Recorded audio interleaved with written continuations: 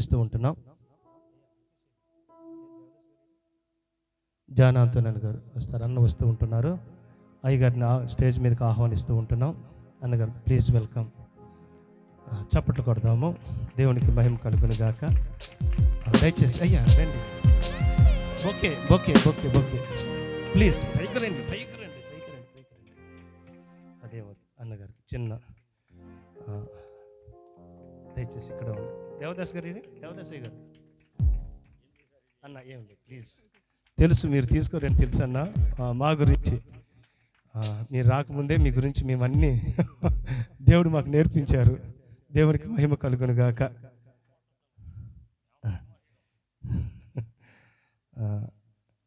ఈ సమయంలో అన్నగారికి సమయం ఇస్తున్నాము. ఎంత సమయం అని మేము చెప్పము, అన్నగారి ఇష్టం. అన్నగారు ఎంతసేపు దేవుడు వారుకుంటే అంతసేపు వాక్యాన్ని పంచుకుంటారు.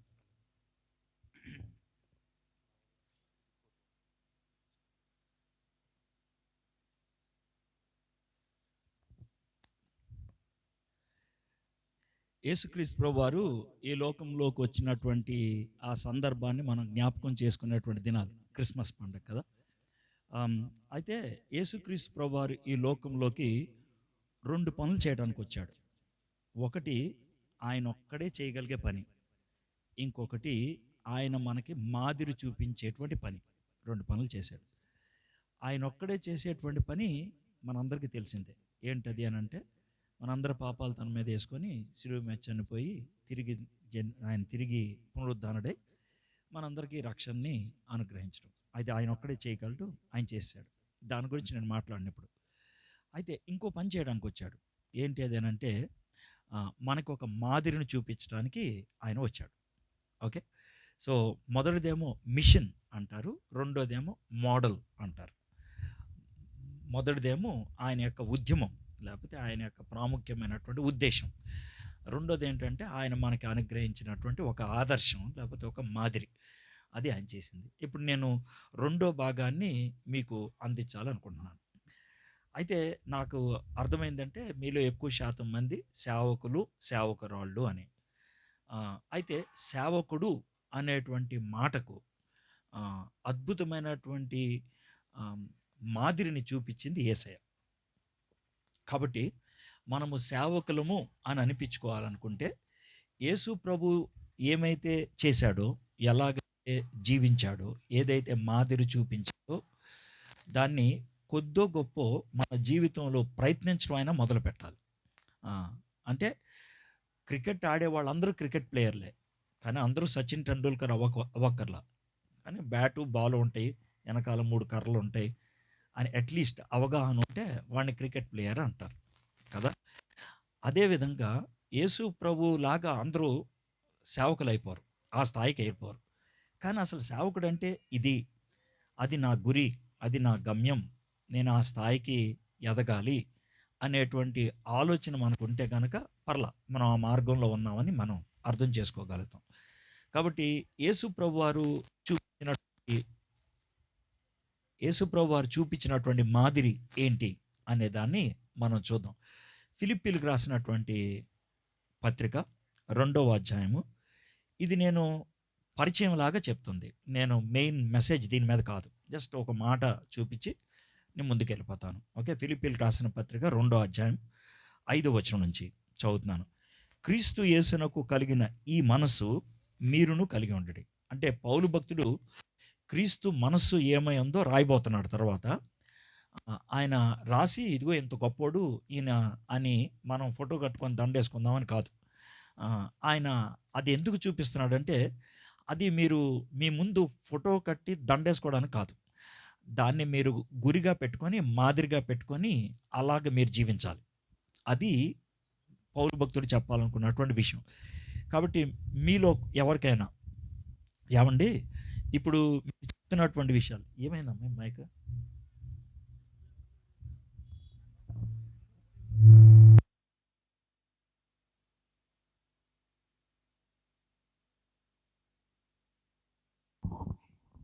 చెక్ చెక్ ఎక్కువ తీసేయండి.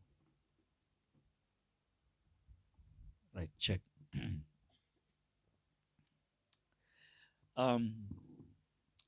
అయ్యగారు టీ కొద్దిసేపు ఆపేయండి సార్.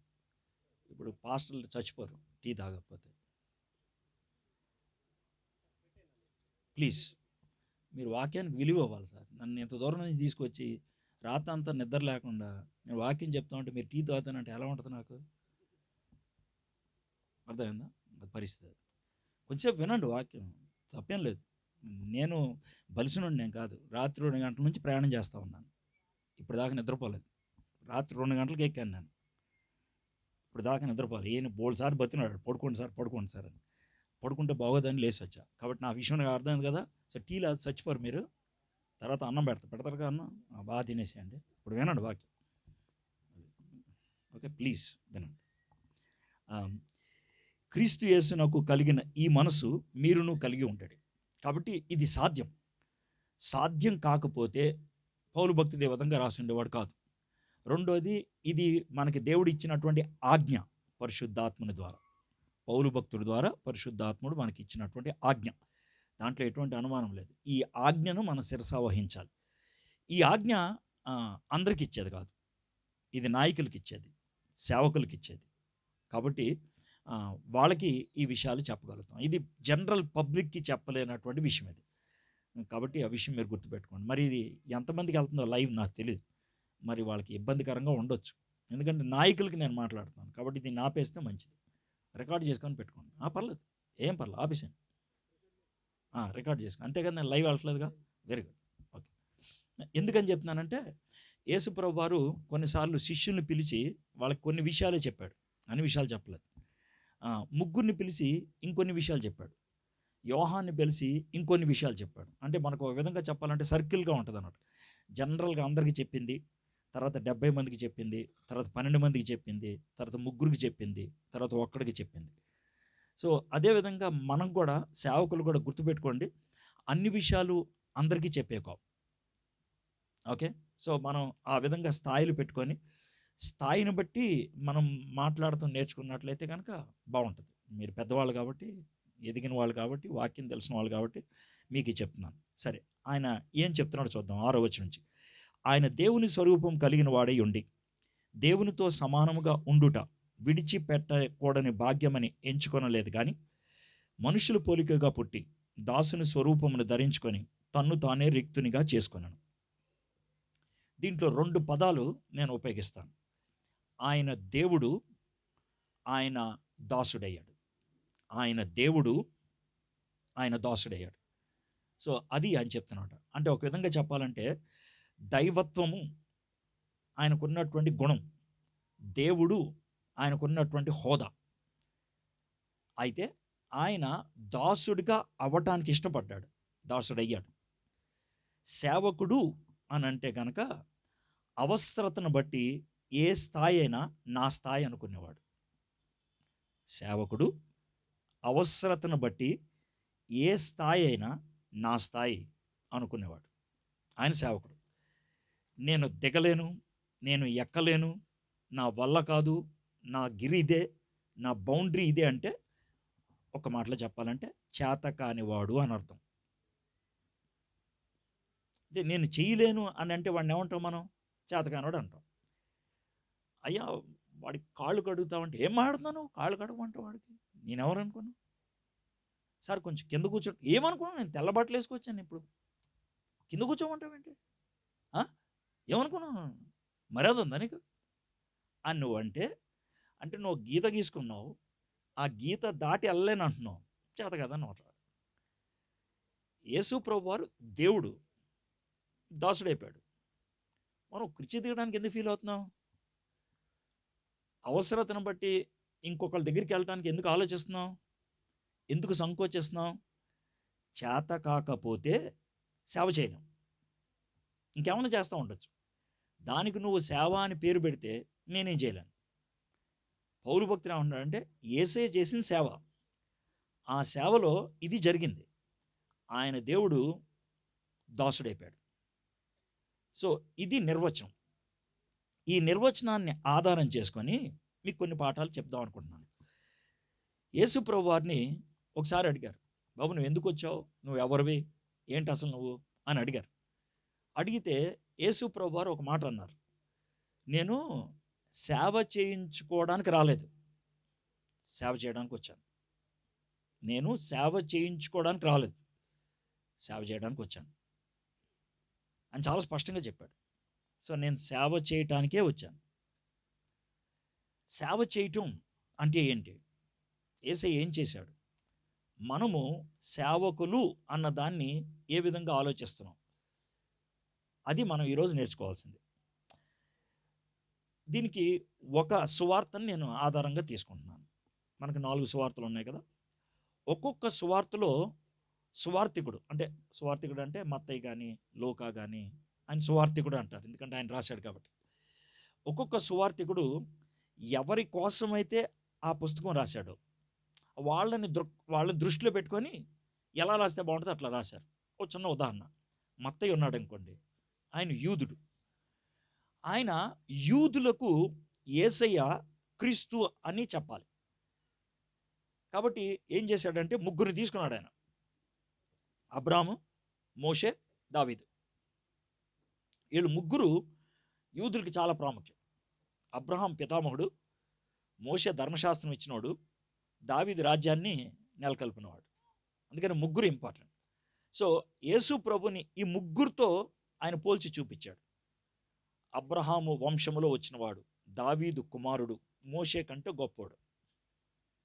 1 మాట అయిపోయింది, 3. ఇది ఆయన ప్రూవ్ చేశాడు 28 అధ్యాయాలు. సో యేసు ప్రభు రాజు, అది ఆయన యొక్క మెయిన్ ప్రాముఖ్యమైనటువంటి అంశం. అయితే మార్కు సువార్త మార్కు రాసిందే, కానీ మార్కు రాసినప్పటికీ దాంట్లో ఉన్నటువంటి భావాలు, దాంట్లో ఉన్నటువంటి అంశాలు మార్కువి కావు. ఎవరంటే పేతురు అంతగా చదువు వచ్చినోడు కాదు. పైగా ఒకవేళ వచ్చినా గిచ్చినా అరమేక్ భాష, హిబ్రూ భాష వచ్చానికి, గ్రీకు భాష రాదు. మార్కు సువార్త గ్రీకు భాషలో రాశారు. మనోడికి అంత గ్రీకు భాష రాదు, ఎవరికి? మన పేతురికి. సో అందుకనే పేతురు ఈయన్ని పక్కన కూర్చోబెట్టుకొని ఆయనకి చెప్తా ఉంటే ఆయన రాసుకుంటూ వచ్చిందనమాట. సో మార్కు సువార్తని మన భాషలో పేతురు సువార్త అని కూడా అనొచ్చు. పేతురు 2 పత్రికలు రాశాడు. అందుట్లో మొదటి పత్రికను సిల్వానా రాశాడు. అందుకనే మొదటి పేతురు 5వ అధ్యాయంలో చివరిలో కనబడుతుంది, సిల్వానా మీకు శుభాలు చెప్తున్నాడు, ఆయనే ఈ పత్రిక రాస్తున్నాడు అని చెప్తాను. ఎందుకంటే పేతురు గురించి చెప్పడానికి మీకు చెప్తున్నాను. సో అది మార్కు సువార్త యొక్క ఎవరు రాశారు. అయితే మార్కు సువార్త పేతురు భక్తుడు రోమ్లో ఉన్నప్పుడు రాశాడు. మార్కు సువార్త రోమీలకి ప్రప్రథమంగా రాశాడు, ముందు వాళ్ళకే, ఆ తర్వాత ఇంకెవరి దగ్గరికైనా. కాబట్టి రోమీయులకి ఎలా రాయాలి, రోమీయులకి యేసు ప్రభుని ఎట్లా పరిచయం చేయాలి అనేది ఆయన యొక్క కోణం. సో రోమీయులంతా కూడా యుద్ధ వీరులు, యుద్ధ శూరులు, మెడవంచని వాళ్ళు, తలదించని వాళ్ళు, కుర్చీ దిగని వాళ్ళు. అంటే వాళ్ళకి అదేంటి శౌర్యం, వాళ్ళ యొక్క గొప్పతనం. అర్థమైందా? నేను తల వంచను, నేను తల దించను, ఇంకా అలాంటి డైలాగులు అనమాట. తొడ కొడతాను నేను, మీసం మెల తిప్పుతాను నేను. ఇది వాళ్ళ యొక్క అది వాళ్ళ గుణం, వాళ్ళ తత్వం అది. సో అలాంటి వాళ్ళకి యేసుప్రభుని ఎలా పరిచయం చేస్తే బాగుంటుంది అని అనుకొని పరిచయం చేశాడు. ఎలా పరిచయం చేశాడంటే, మత్తయి సువార్త అంతట్లో కూడా యేసుప్రభు రాజు రాజు అని కనబడితే, జ్ఞానులు యేసుప్రభుని దర్శించడానికి వచ్చారు అనేది కేవలం మత్తయి ఒక్కడే రాశాడు. ఎందుకంటే ఆయన్ని రాజుగా పరిచయం చేయాలనుకున్నాడు కాబట్టి, ఇంకెవరు రాయలేదు అట్లా. అయితే మార్క్ అవన్నీ రాయలేదు, పేతురు అవన్నీ రాయలేదు. ఎందుకని రాయలేదు అంటే, పేతురు యొక్క మెయిన్ ఉద్దేశం ఏంటంటే యేసు ప్రభుని సేవకుడుగా, దాసుడుగా పరిచయం చేయాలి. సర్వెంట్. అందుకనే మార్కు సువార్తలో ఈ మాట కనబడుతుంది. ఏమనంటే, నేను సేవ చేయడానికి వచ్చాను కానీ సేవ చేయించుకోవడానికి రాలేదు. అది ప్రాముఖ్యమైనటువంటి విషయం. సరే, మార్కు సువార్తకి మనకు తెలిసినట్లుగా 16 అధ్యాయాలు. 16 అధ్యాయాన్ని 2 ముక్కలు చేస్తే మొదటి 8 అధ్యాయాలు ఒక ముక్క, 9వ అధ్యాయం నుంచి 16వ అధ్యాయం దాకా ఇంకో ముక్క. దీన్ని చాలా సులభంగా చేసేయచ్చు. సార్ నేను నీళ్ళు తాగను, అవి ఉంటాయి అక్కడ, పర్లేదు, మీరు టెన్షన్ పడదు సార్, మీరు కేవలం వాక్యం మీద, నేను ఒకవేళ రక్తం కడి చచ్చిపోయినా మీరు వాక్యం మీద ఉన్నాను ప్లీజ్. అంటే నేను సీరియస్గా చెప్తున్నాను. మీరు వాక్యం మీద కాన్సన్ట్రేట్ చేయండి. నా నా తపనది. ఒకసారి నా వాక్యం మీద మనం పూర్తి మనసు పెట్టి కొన్ని విషయాలు నేర్చుకుందాం అనేసి. అది నా తపన. ఈ మొదటి 8 అధ్యాయాలు ఒక స్థాయిలో ఉంటే, చివరి 8 అధ్యాయాలు ఇంకో స్థాయిలో ఉంటదనమాట. షిఫ్ట్ కనబడుతుంది. అంటే షిఫ్ట్ అంటే ఒక విపరీతమైన టర్నింగ్ కనబడుతుందన్నమాట 8, 9 అధ్యాయాల్లో.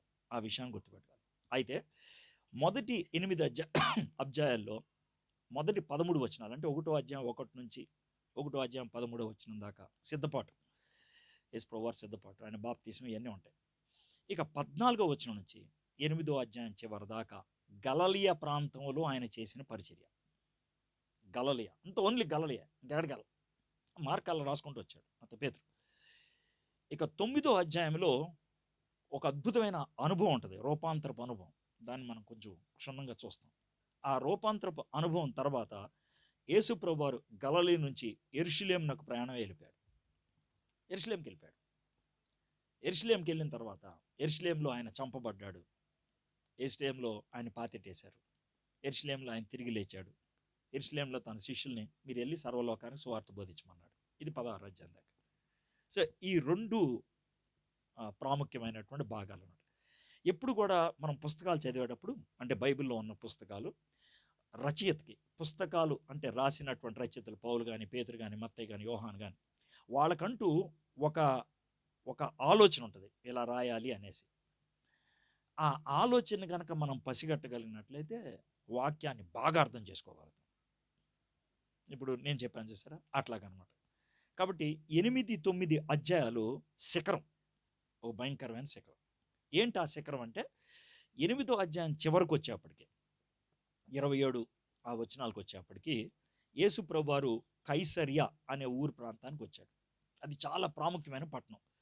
అందుట్లో అగస్టస్ అనే ఆయనకి గుడి కట్టారు. అర్థమైందా? అక్కడ చక్రవర్తులు ఫిలిప్పు, అగస్టస్, వీళ్ళిద్దరూ చక్రవర్తులు. వాళ్ళిద్దరి పేరున ఆ పేరు పెట్టారు పట్టణానికి. తర్వాత ఏమో గుడి కూడా కట్టారు అక్కడ. సో చక్రవర్తి ఆరాధన అక్కడ ఉంటుంది. అంటే చక్రవర్తినే దేవుడిగా కొలుస్తారు.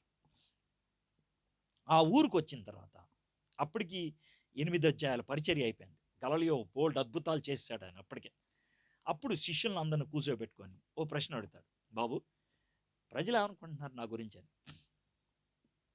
అంటే వాళ్ళు ఏయో జవాబులు చెప్పారు. సర్లే అదంతా వదిలేండి, కానీ మీరేమనుకుంటున్నారు అని వాళ్ళ లీడర్ అయినటువంటి పేతురుని అడిగాడు. అది పేతురు జవాబు కాదు, వాళ్ళందరి జవాబు అది.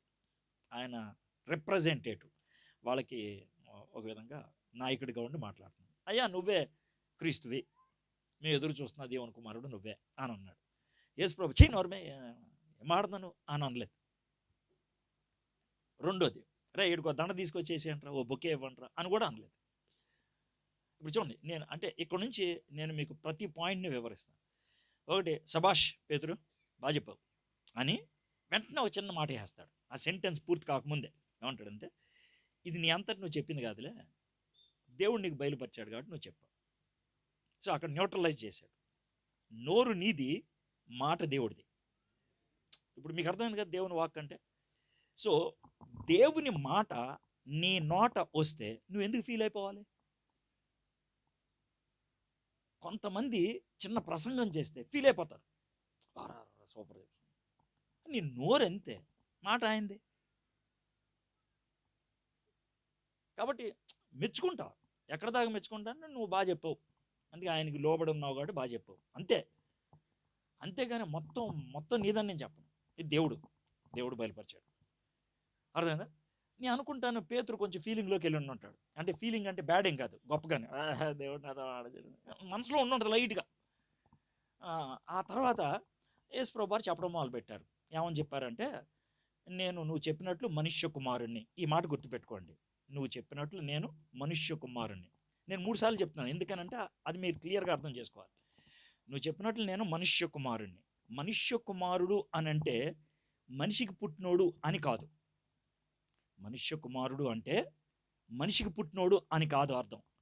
యూదుల పరిభాషలో శిష్యులు అర్థం చేసుకున్నది ఏంటనంటే, మనుష్య కుమారుడు అంటే అలనాడు 600 సంవత్సరాల క్రితం దానియేలు వారు ఒక ప్రవచనం చెప్పారు. ఏమనంటే, ఇదిగో మనుష్య కుమారుడు మేఘారూఢుడై వస్తున్నాడని.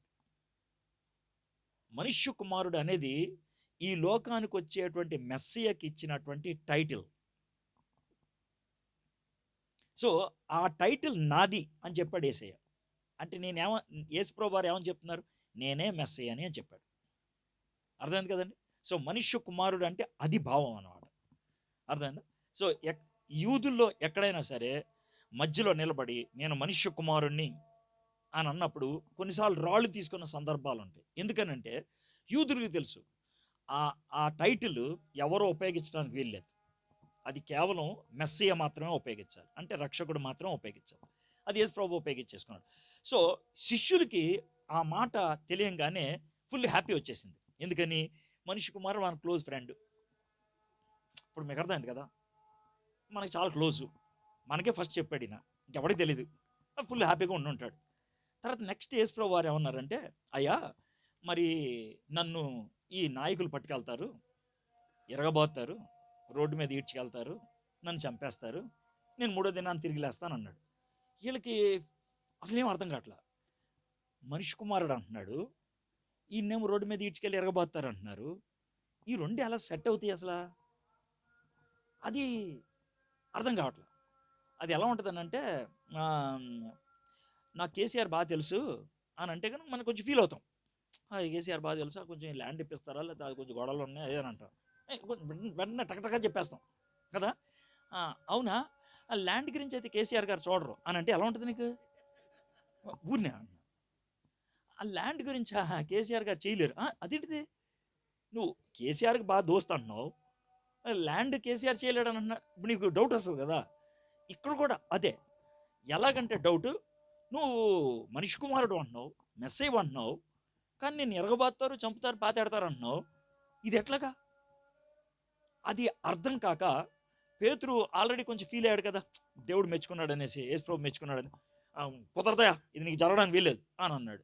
అని అంటే ముందు మందలు ఇచ్చి ఉన్నాడు, ఏది నీకు అర్థం కావట్లేదు, లేదు నాకు జరగడం లేదు అంటే సాతానా అనకపో అని అన్నాడు. మీకు అర్థమైంది కదండి. ఇప్పుడు ఆ కాంటెక్స్ట్ అంతా మీరు చూస్తే ఏమర్థం అవుతుందంటే, ఇక్కడ అనవసరంగా మనవాడు ఫీల్ అయిపోతున్నాడు. ఫీల్ అయిపోయి మళ్ళీ యేసుప్రభు వారి దగ్గరికి పిలిచి, అయ్యా నన్ను ఎరబోతారు, నన్ను రోడ్డు మీద ఈడ్చుకెళ్తారు, నన్ను చంపేస్తారు, నన్ను సిలివేస్తారు, నన్ను పాతాడతారు, నేను 3వ దినాన్ని తిరిగి లేస్తాను, ఇదే చెప్తూ మొదలు పెడతాడు. అయితే ఒక విషయం, 8వ అధ్యాయం చివరిలో ఇదే మొట్టమొదటిసారి యేసుప్రభు వారు శిలువ మరణం గురించి మాట్లాడతారు. అంతకదాకా ఎప్పుడు మాట్లాడలేదు. 8వ అధ్యాయం అయిపోయింది. అయితే యేసుప్రభు వారు ఏమన్నారంటే, 8వ అధ్యాయం చివరిలోకి వచ్చేప్పటికి దేవుని రాజ్యం వచ్చే లోపల కొంతమంది మీలో ఉన్నవాళ్ళు చూస్తారు అని కూడా చెప్పాడు. దీన్ని ఒక పెద్ద ప్రశ్నగా వేస్తారు, ఎవరు సార్ దేవుని రాజ్యం వచ్చేదాకా ఉండేది ఏంటి అనేది అనుకుంటారు. 9వ అధ్యాయం మొదట్లో కనబడేది ఏంటంటే, ఈ 12 మందిలో ముగ్గురిని, పేతుర్ని, యోహాన్ని, యాకోబుని, ముగ్గురిని తీసుకొని టబోర్ అనే కొండ మీదకి ఎక్కాడు. కొండ పేరు టబోర్ కొండ. ఆ కొండ మీదకి ఎక్కాడు. దాన్ని మనం ఇప్పుడు పేరు పెట్టాం, అక్కడ జరిగిన సంఘటన బట్టి రూపాంతరపు కొండ అని పేరు పెట్టాం, కానీ దాని పేరు అయితే టబోర్ కొండ. ఆ కొండ మీదకి తీసుకెళ్తే అక్కడ ఏమైందంటే, యేసు ప్రభు వారి యొక్క రూపం వెంటనే మారిపోయింది. అంటే ఇప్పుడు మనకు అర్థమయ్యే భాష ఏంటంటే మహిమ స్వరూపం వచ్చింది.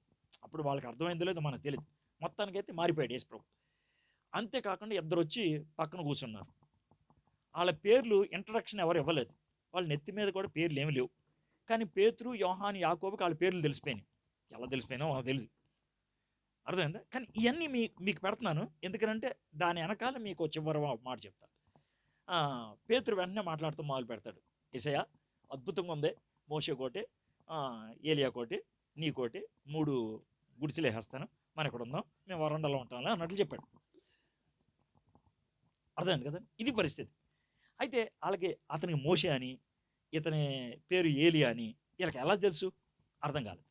సరే, ఒకటి, ఇంతకీ యేసు ప్రభు వారు ఈ దివ్య దర్శనంలో, ఈ రూపాంతరపు అనుభవంలో శిష్యులకు చూపించింది ఏంటి, ఈ ముగ్గురికి మాత్రమే చూపించింది ఏంటి అని అంటే, చిన్న పరలోకం. ఏం చూపించాడు ఆయన? చిన్న పరలోకం.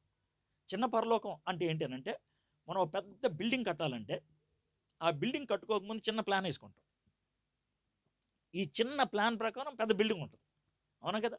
సో అయితే యేసయ్య తిరగేసి చూపించాడు. తిరగేసి అంటే ముందు పరలోకం కట్టేశాడు, తర్వాత మనకు బొమ్మ చూపించాడు.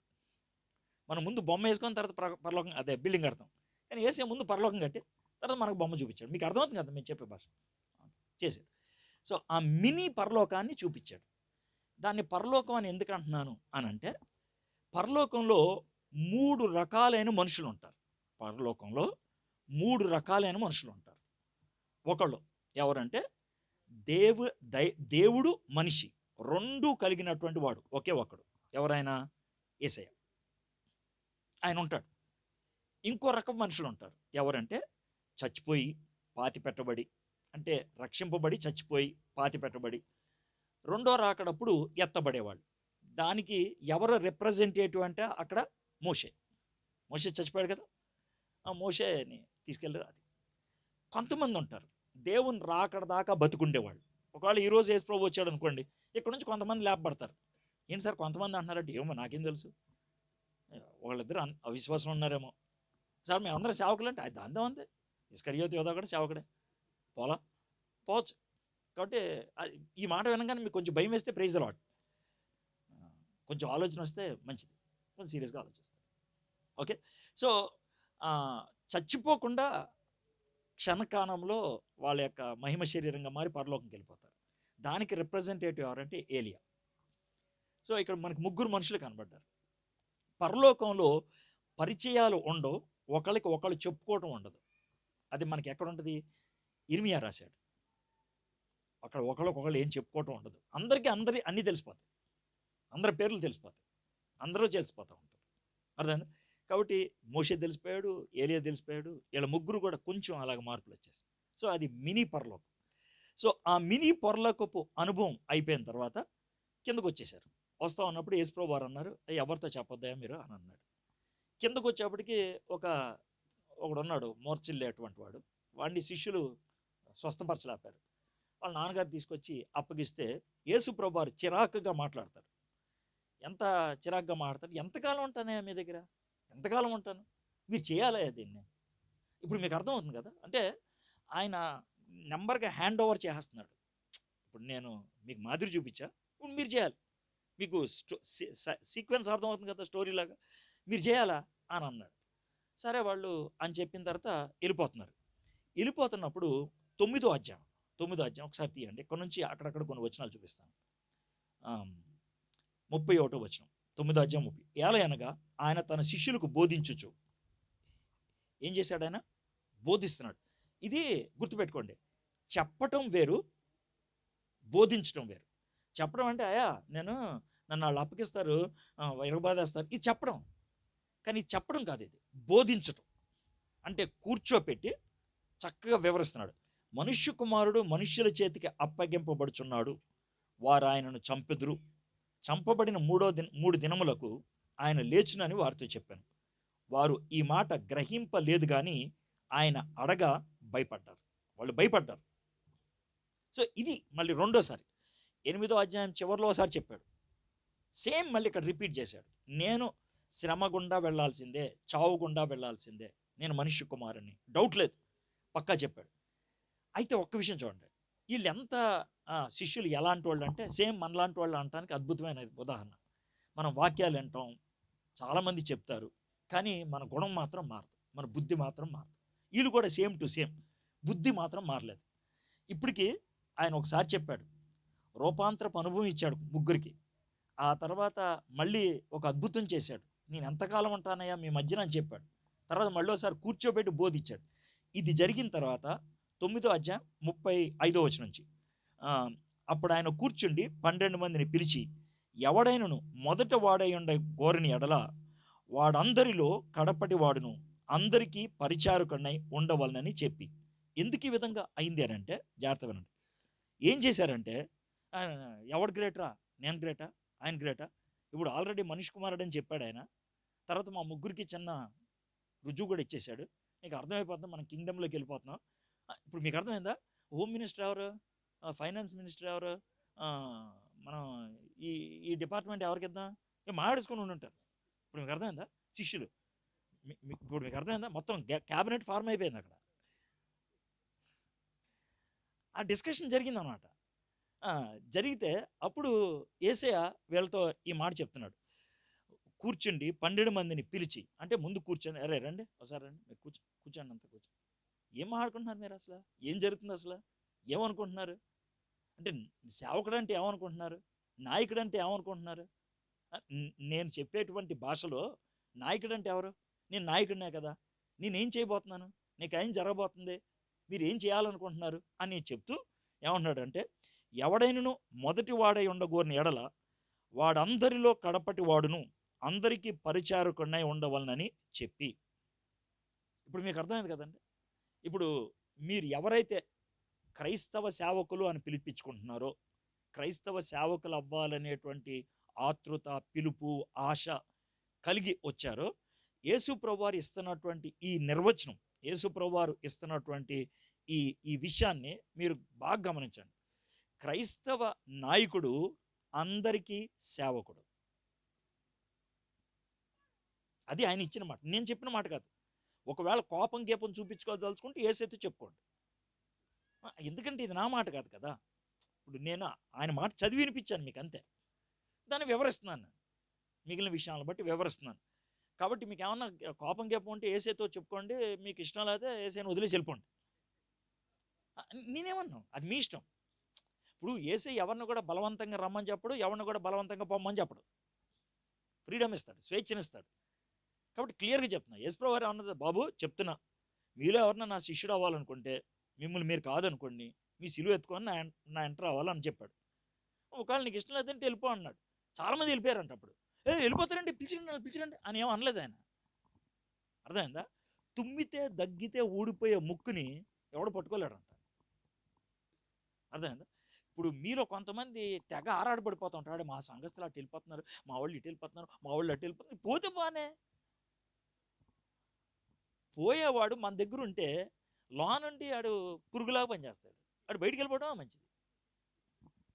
మీకు చిన్న చిట్కా చెప్తున్నాను. వెళ్ళిపోయేవాడిని పానిచ్చామనుకో, పోయిందే పోతే పాని ఏదో తలనొప్పి అనుకో. ఆడిని బలవంతం తీసుకొచ్చి పెట్టాడనుకో, అయితే సీటు కోరతాడు, లేదనంటే 2 మొక్కలు చేస్తాడు లోన. ఈ రెండాట్లో ఏదో ఒకటి జరుగుతుంది. నేను ఉండాలా, అయితే నాకు ఈ సీటు అంటాడు. బస్ అర్థమైందా? బ్లాక్మెయిల్ చేయడం మొదలు పెడతాడు. లేదా నేను వెళ్ళిపోతా, 10 మంది తీసుకొని వెళ్ళిపోతా. యేసయ్య అట్లా ఏం చేయలేదు. బాబు నేను క్లియర్గా చెప్తున్నా, మీరు నాయకుడు అవ్వాలనుకుంటే ఇది పరిస్థితి అని. ఇది జరిగిందా? కొన్ని రోజులు లేకపోతే 1-2 రోజులు జరిగి ఉంటుంది. 10వ అధ్యాయం వచ్చేసాను. అంటే 8 అయిపోయింది, 9 అయిపోయింది, 10వ అధ్యాయం. 10వ అధ్యాయంలో యేసుప్రభు తల్లి ఉంది కదా, ఆ తల్లికి ఒక సిస్టర్ ఉంది. ఆమె పేరు సలోమి. ఆ సలోమికి 2 కొడుకులు ఉన్నారు. ఒకడి పేరు యోహాను, ఇంకోటి పేరు యాకోబు. అంటే యేసుప్రభుకి కజిన్స్ అవుతారనమాట వీళ్ళు. ఎవరు? యోహాను, యాకోబు. కాబట్టి అయ్యా అనుకొని వచ్చినట్టుంది. అంటే యేసుప్రభు ఏమవుతాడు? కొడుకు అవుతాడు కదా, కొడుకులు అంటాడు. అయ్యా ఏంటి పిన్ని అని ఉంటాడు మామూలుగా. అది పెద్దమ్మ అయితే ఏంటి పెద్దమ్మ అని ఉంటాడు. ఏంటి పెద్దమ్మ అని ఉంటాడు మన భాషలో. అంటే మనం అలా ఇమాజిన్ చేసుకుందాం. ఏంటి పిన్ని? అయ్యా ఏం లేదయ్యా, నేను చిన్న మాట్లాడుదామని. చెప్పు పిన్ని, ఏంటి విషయం? ఏంటి పెద్దమ్మ చెప్పు, ఏంటి విషయం? ఏం లేదయ్యా, మన వాళ్ళు ఉన్నారు కదా యోహాను, యాకోబు, మరి నీ క్యాబినెట్లో లెఫ్ట్ సైడ్ ఒకరిని, రైట్ సైడ్ ఒకరిని, ఇద్దరికి 2 సీట్లు ఇచ్చేయకూడదా అని అడిగింది. ఇప్పుడు మీకు ఇప్పుడు వరుస క్రమం అర్థమవుతుంది కదండి. యేసు ప్రభు మరే మీరు సేవ చేయాలరా, సేవకుడు అంటే ప్రతి వాడికి సేవకుడిలాగా ఉండాలరా అని అంటే, ఈవిడొచ్చి పొజిషన్ అడిగింది. లెఫ్ట్ ఒకరిని, రైట్ ఒకరిని కూర్చోబెట్టగలవా అని అడిగింది. యేసు ప్రభు వారు సలోమిని తిట్టి పంపించేశాడు, యోహాన్ని, యాకోబుని తిట్టాడు. ఇక దాంతో పేతురికి వీళ్ళందరూ కోపం వచ్చింది. ఎందుకు కోపం వచ్చింది? వాళ్ళు అడిగిన దానికి కాదు, సీటుకి రికమెండేషన్ సంపాదించాడని. ఇప్పుడు మీకు అర్థమైందా? వీళ్ళందరూ అడిగిన వాళ్ళే. ఇప్పుడు ఇప్పుడు వీళ్ళిద్దరే చెడ్డోళ్ళు, మిగిలిన వాళ్ళంతా మంచివాళ్ళు అని ఏమనుకోక్కర్లా. అర్థమైందా? మేము చెడ్డోళ్ళం అంటే వీళ్ళు మహా చెడ్డోళ్ళు, అది విషయం. ఆ యాంగిల్లో ఆలోచించి కోపపడ్డారు, ఇక వెళ్ళిపోయారు. ఇక అలాగా వెళ్ళిపోతున్నప్పుడు యేసు ప్రభువారు ఆ నేపథ్యంలో ఆయన చెప్పినటువంటి మాటలు చదువుతాను. ఇది నా 2వ ఇంట్రడక్షన్. నేను ఇంకా మెయిన్ ఐటెంలోకి రాలా. మొదటి ఇంట్రడక్షన్ ఫిలిప్పీలకు రాసిన పత్రికలో చిన్న మాట చెప్పాను. ఇది 2వ ఇంట్రడక్షన్ కొంచెం ఎక్కువసేపు చేశాను. ఓకే, 10వ అధ్యాయం, మార్క్స్ వార్త 10వ అధ్యాయం 42వ వచనం చూద్దాం. యేసు వారిని తన యొద్దకు పిలిచి వారితో ఇట్లని. ఇందాక కూడా మనం చూసాం కదా, వాళ్ళని దగ్గరికి పిలిచి బోధించారు. ఇప్పుడు వాళ్ళని అంటే నాయకత్వం గురించి మాట్లాడుతున్నప్పుడు, సేవకులుగా ఉండాలి అనుకున్నప్పుడు ఆయన ఏదో నడుస్తూనో సరదాగానో మాట్లాడలేదు. అందుకే మిమ్మల్ని టీ తాగొద్దు అన్నది. ఇప్పుడు మీకు అర్థమైంది కదా. ఇప్పుడు యేసు ఎంత సీరియస్గా తీసుకున్నాడంటే, ఇప్పుడు ఆయన యాక్చువల్గా ఈ 9వ అధ్యాయం నుంచి యెరూషలేము ప్రయాణం వెళ్తున్నాడు ఆయన. ఈ ప్రయాణంలో ఆయన కూర్చుండిపోయి, అంటే ప్రయాణం తర్వాత చేద్దాం కానీ కూర్చోండి, మీరు కూర్చోండి కూర్చొని కొన్ని విషయాలు చెప్పాలి మీకు, చాలా ప్రాముఖ్యం అని వాళ్ళు అటు ఇటు తిరుగుతున్నారు. కూర్చో ఈ విషయం విను, అందరిని కూర్చోబెట్టి చెప్తున్నాడు. అంటే మనం ఇలాగ చదివితే కనుక ఓహో ఇది చాలా ప్రాముఖ్యమైనది అనమాట. అందుకే నా వారిని పిలిచి ఇట్లా నన్ను అన్యజనులలో అధికారులని ఎంచబడిన వారు వారి మీద ప్రభుత్వము చేయుదురు, వారిలో గొప్పవారు వారి మీద అధికారము చేయుదురని మీకు తెలియను. మీలో అలాగుండకూడదు. మీలో ఎవడైనను గొప్పవాడై ఉండగోరిని ఎడల వాడు మీకు పరిచారము చేయవాడై ఉండవలను. మీలో ఎవడైనను ప్రముఖుడై ఉండగోరిని ఎడల వాడు అందరికీ దాసుడై ఉండవలను.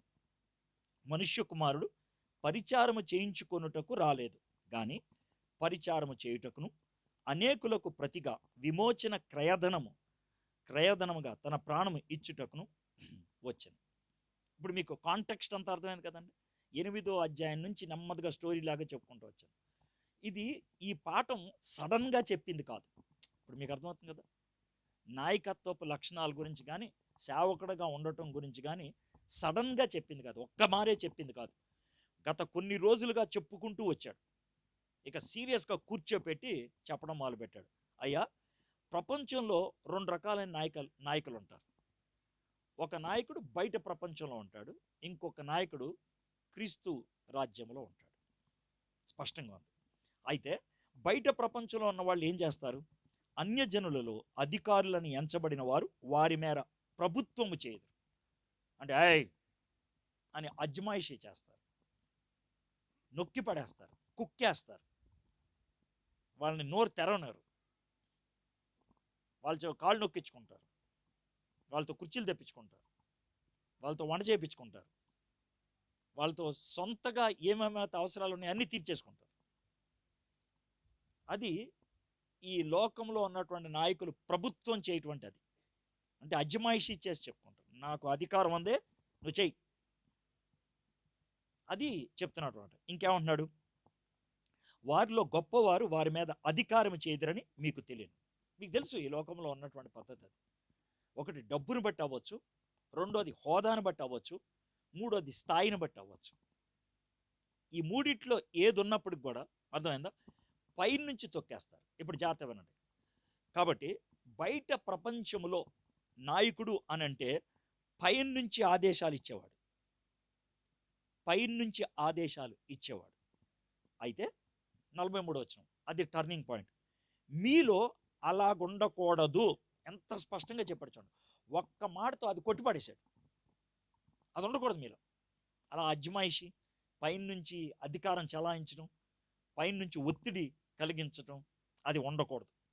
మీలో ఎవడైనను గొప్పవాడై ఉండగోరిని ఎడల వాడు మీకు పరిచారము చేయవాడై ఉండాలి. నువ్వు క్రీస్తు రాజ్యంలో గొప్పవాడు అని ఎలా అనిపించుకుంటావు? క్రీస్తు రాజ్యంలో నీకు ఎప్పుడు ఘనత దక్కుద్ది? క్రీస్తు రాజ్యంలో ఎప్పుడు కిరీటం దక్కుద్ది? ఎప్పుడంటే ఎంతగా కిందకి దిగితే, ఎంత పైకి ఎక్కితే కాదు, ఎంత దిగితే, ఎంత అజమాయిషీ చేస్తే కాదు, ఎంత సేవ చేస్తే. ఇది నా మాట కాదు.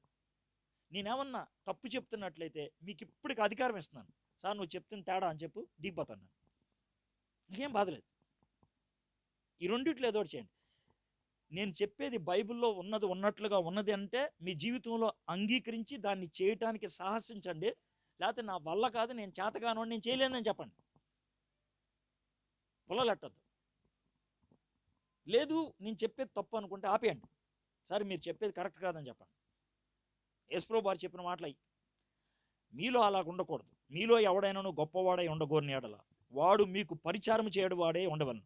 మీలో ఎవడైనాను ప్రముఖుడై ఉండగోరిని ఎడల వాడు అందరికీ దాసుడై ఉండవాలి. సో విశ్వాసిగా శిష్యుడిగా పిలవటం అంటే చావడానికి రెడీ అని. చావడానికి రెడీ అయితేనే నన్ను అనుకరించు, సిలువను ఎత్తుకొని రమ్మన్నాడు కదా. నువ్వు సేవకుడు అవ్వాలనుకుంటా అనుకో, చావకూడదు, బతికే ఉండాలి. చావడం చాలా సులభం. చావకూడదు, బతికే ఉండాలి. ప్రతివాడి కాళ్ళు కడుగుతూ ఉండాలి. మీకు అర్థమైందా? ప్రతివాడు కాళ్ళు కడుగుతూ ఉండాలి. అది సేవ అంటే. చనిపోవటం ఒక విధంగా ఈ రెండాటితో పోల్చుకుంటే సులభం, ఒక క్షణంలో అయిపోతాం. కానీ చావద్దు, మీరు బతుకుండాలి. మీరు బతుకుండాలి, బతుకుండాలి. నేను చెప్పింది నువ్వు చేయాలి. నీకు కష్టం అనిపించవచ్చు, నీకు ఇష్టమో కాకపోవచ్చు. యేసుప్రభు వారికి సిలువ మీద చచ్చిపోవడం ఇష్టమా? లేదు, కష్టం. ప్రార్థన బట్టి ఇష్టపడ్డాడు ఆయన. అందుకే ఏమన్నాడు తెలుసా? తండ్రి నీ చిత్తమైతే గిన్నెను నా నుంచి దూరం చేయి. ఆ ప్రార్థనలో ఆ సిలువను ఆయన అంగీకరించి సిలువ మీద చచ్చిపోవడానికి ఇష్టపడ్డాడు. యేసు ప్రభు సిలువ మీద చనిపోవటంలో అతి కఠినతరమైంది కొరడతో కొట్టించుకోవటం కాదు, మేకలు దింపించుకోవటం కాదు, మొహం మీద ఉమ్మేయించుకోవటం కాదు, నెత్తి మీద ముళ్ళ కిరీటం పెట్టించుకోవటం కాదు. లోక పాపాన్ని తన మీద పడేటప్పుడు తండ్రితో తనకున్న సంబంధాన్ని తెంచుకోవటం. అది అదే ఆయనకు కష్టం, అదే ఆయనకు కష్టం. సో అది దాసుడిగా చేయాల్సిన పని అనమాట. అంటే అది ఎలా ఉంటుందనంటే, మీకు ఒక ఉదాహరణ చెప్తాను, మీరేమనుకోవద్దు. ఎలా అంటే, ఇప్పుడు మీరు, మీ భార్య, మీ బాబు వెళ్తున్నారు ఖరీదైన నా కారులో. మీకు అలా చెప్తే బాగా అర్థం అవుతుంది. నా ఖరీదైన కారులో మీరు వస్తున్నారు. మీరు, మీ భార్య, మధ్యలో మీ బాబు ఉన్నాడు. అర్థమైందా? కారులో వెళ్తుంటే మీ బాబు కొద్దిసేపు మమ్మీ వైపు డాడీ వైపు చూపి కడుపు తిప్పుతుంది అంటున్నాడు. అంటే ఏం లేదురా, వచ్చేస్తారా అని చెప్తున్నారు. హీరో అంటున్నాడు. మీరేం చేస్తారు చెప్పండి నాకు?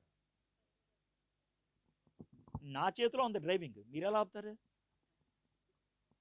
నేను చాలా పెద్దోడిని, నాతో మాట్లాడటానికి మీకు భయం.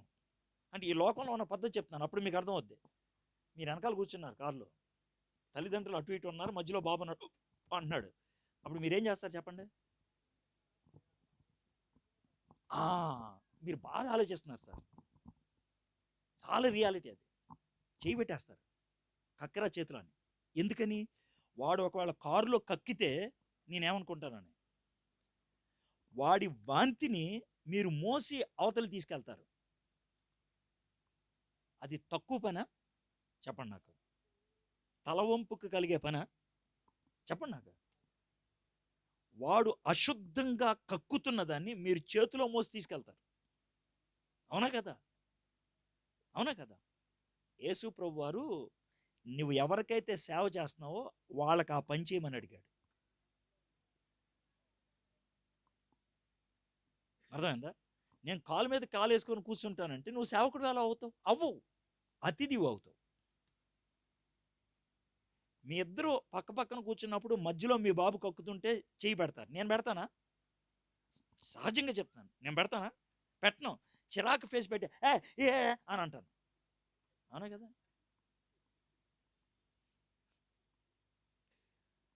ఇప్పుడు నాకు అర్థమైందా? మీరు ఎన్నిసార్లు అలా చిరాకు ఫేస్ పెట్టారో ఆలోచించండి ఒకసారి. సేవ చేయాల్సిన సందర్భంలో అవకాశాన్ని జార విడుచుకున్నారు చిరాకు పడి.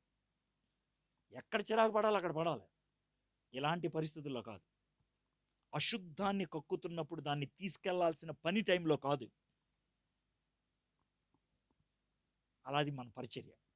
సో ఏసీ చెప్తుంది అది 45 వచనం, మనుష్య కుమారుడు పరిచారము చేయించుకొనుటకు రాలేదు కానీ పరిచారము చేయుటకును అనేకులకు ప్రతిగా విమోచన క్రయధనము తన ప్రాణం ఇచ్చుటకును వచ్చును. యేసుప్రభు వారు నేను పరిచారము చేయటానికి వచ్చాను అని వదిలేలా. పరిచారం అంటే గుడ్డోళ్ళకి కళ్ళు ఇవ్వటం, కుంటోళ్ళకి కాళ్ళు ఇవ్వటం, మోగోళ్ళకి నోరు ఇవ్వటం అని అనుకుంటారేమో అని వెంటనే నెక్స్ట్ ఆ మాట కూడా చెప్పేశాడు. ఏంటి ఆయన పరిచారం? అనేకులకు ప్రతిగా విమోచన క్రయధనముగా తన ప్రాణము ఇచ్చుటకును వచ్చాను. యేసయ్య మన పాప భారం మోయటానికి వచ్చాడు. మనం ఆయన ప్రతినిధులం, ఆయన్ని అనుకరించేవాడు. మనం పాపం మొయ్యం, మనం ఒక పని చేస్తాం, ఆ పాపాన్ని తీసుకెళ్ళి యేసయ్యకి అప్పగిస్తాం. దాన్నే యాజకత్వం అంటాం. మనుషులకు ప్రతినిధిగా మనం దేవుని దగ్గర పాపాలు ఒప్పుకుంటాం. బైబిల్లో అలా ఒప్పుకున్న వాళ్ళు లేరా? ఉన్నారా? మోషే ఒప్పుకోలేదా వారి పాపాన్ని నేను ఒప్పుకుంటున్నానని? దానియేలు ఒప్పుకోలేదా? నెహెమ్యా ఒప్పుకోలేదా? స్టెఫన్ ఒప్పుకోలేదా? వారు ఏం చేస్తున్నారు, వారు ఎరుగారు, వారిని క్షమించండి. అది యాజకత్వం అంటే. మీకు మామూలుగా మన భారతదేశంలో ఉన్న సంప్రదాయం ప్రకారం చెప్తే బాగుంటుంది. నేను గుడికి పూజ చేయడానికి వెళ్ళాను అనుకోండి, కొబ్బరికాయ కొన్ని పువ్వులు గివ్వులు పట్టుకొని, ఆ, ఇది గుడి, అదేంటి, ఇది మెయిన్ గుడి. మీరు గుళ్ళోకి రావడానికి ఉండదు. గర్భగుడిలోకి మామూలు వాళ్ళు వెళ్తారా? వెళ్ళరు. గడప దాకా వస్తారు. గడప తొక్కకూడదు, గడపలోన కాళ్ళు కూడా వేయకూడదు. నేను పూజారిని, యాజకుడిని, నేను మాత్రం లోనకి వెళ్ళగలుగుతాను. నేను బయటకు వచ్చేస్తాను. బయటకు వచ్చేసి అర్థమైందా, మీ కొబ్బరికాయ, మీ పువ్వులు అన్నీ తీసుకొని నేను లోనకి వెళ్తాను. మీ తరపున నేను అక్కడ పూజార్పణలు చేసి, అర్థమైంది, దేవుడి దగ్గర అది శటకోపం ఉంటుంది కదా, అది పట్టుకొచ్చి మళ్ళీ బయటకు వచ్చి మీ నెత్తి మీద పెట్టి నేను ఆశీర్వాదాన్ని ఇస్తాను. అంటే మనిషికి దేవుడికి మధ్యవర్తిని నేను. అది యాజకుడు అంటే. క్లియర్గా అర్థమైంది కదా. కాబట్టి మనము మనుషుల తరపున దేవుడికి విజ్ఞాపన చేసి, దేవుడి తరపున మనుషులకి ఆజ్ఞలను ఇస్తే, ఆదేశాలను ఇస్తే యాజకత్వం. దాన్ని సర్వర్ అంటారు. ఇంకో ఉదాహరణ చెప్తాను. హోటల్కి వెళ్ళంగానే కూర్చుంటాం కదా, హోటల్లో కూర్చోంగానే 2-3 నిమిషాలు అయింది, కొంచెం మనకి తొందరపాటై అటు ఇటు చూస్తాం. ఎవరి కోసం? ఎవరి కోసం? సర్వర్ కోసం. ఇప్పుడు మీకు అర్థమైంది కదా, సర్వర్. ఈ సర్వర్ చేసే పని ఏంటంటే, కిచెన్లో వంటగదిలో వండేసినటువంటి ఇడ్లీలు కానీ, దోశలు కానీ, ఇంకేమైనా కానీ, పకోడీ కానీ ప్లేట్లో వేసుకొని మనకి తీసుకొచ్చి ఇవ్వటం. అయితే దానికి ముందు ఆయన చేసే పని ఏంటి తెలుసా? చేతులు కట్టుకొని ఏం కావాలి సార్ అని అడుగుతాడు. మనం చెప్తాం, దాన్ని తీసుకొని మనకు వస్తాడు. అదే పని యేసయ్య మన కోసం చేస్తాడు. దానికి మీకు బైబిల్లో చెప్తాను. మీకేమన్నా అవసరం అయితే, ఏమన్నాడు ఆయన? ఏమన్నాడు? అది జనరల్ అండి. మీకేమన్నా అవసరం అయితే అన్నప్పుడు ఏముందో చెప్పండి నాకు. మీకేమన్నా అవసరం అయితే నన్ను అడగండి. ఇడ్లీ తింటున్నావు, చట్నీ అయిపోయింది, పక్కవాడిని అడగో, సర్వర్ని అడుగుతాం. కొంచెం చట్నీ మిగిలింది కానీ కీ అని అడుగు, అది చాలా దరిద్రంగా ఉంటుంది. ఇప్పుడు మీకు అర్థమైంది కదా, సర్వర్ని అడుగుతావు. మీకు అర్థమైంది కదా.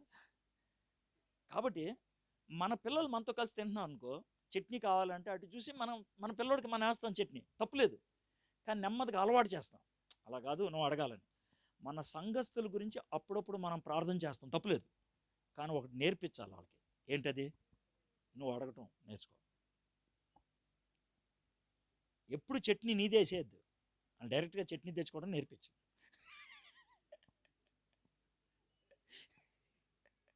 అర్థమైంది కదా.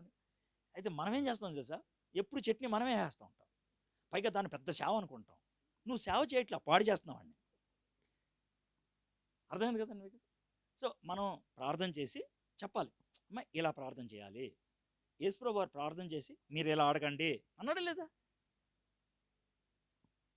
ఇంకొన్ని సందర్భాల్లో నేను చేయను అని కూడా చెప్పేశాడు. ఎగ్జాంపుల్ చెప్తాను.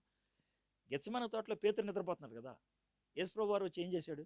ఎందుకు నిద్రపోతున్నావు, కొద్దిసేపు లేచి ఉండవచ్చు కదా అనేసి, సరేలే ఉండండి నేను ప్రార్థన చేస్తాను అన్నాడా? మీకు ఆ టైంలో డైలాగ్ అంటే గుర్తుందా? శోధనలో ప్రవేశించుకున్నట్లు మెలకుగా ఉండి, ఏంటది ఏంటది మెలకుగా ఉండి మీరు చేయండి. ఇప్పుడు మీకు అర్థమైంది కదా. అది స్వయాన్నే యేసు ప్రభు, ఆయనకే మనం ప్రార్థన చేసేది. నాకు తెలిసి ఈ విషయాలన్నీ నేను చూసుకుంటాను అన్నాడా? అనలా. సరే మీరు పడుకోండి నేను చేస్తాను అన్నాడా? అనలా. నువ్వు అడగటం నేర్చుకో, అడగటం నేర్చుకో. ఇది దాసుడు చేయాల్సిన పని, ఇది సేవకుడు చేయాల్సిన పని. మనం ఇది మర్చిపోయాం. మనము ఎప్పుడు కూడా సేవకులుగా ఉండం, మనం నాయకులు అయిపోతాం. నాయకులు అంటే ఏంటి తెలుసా? నేను చేస్తాను లేదా, పర్లేదులే, ఆయనతో చెప్పడమే కదా, నువ్వు వెళ్ళే, నువ్వు చూసుకుంటా అని. బయట రాజకీయ నాయకులు ఎలా అంటారో, సేవకులు కూడా సేమ్ టు సేమ్. సమస్య ఉందా, సర్లే రాత్రి ప్రార్థనలో పెడతానులే, దానికి దీనికి తేడా ఉంది. ఇప్పుడు నీకు అర్థమైందా? కాబట్టి ఇది చాలా పవిత్రం అనుకుంటాం, అదేమో రాజకీయం అంటాం. ఇది పవిత్రమైన రాజకీయం. ఇది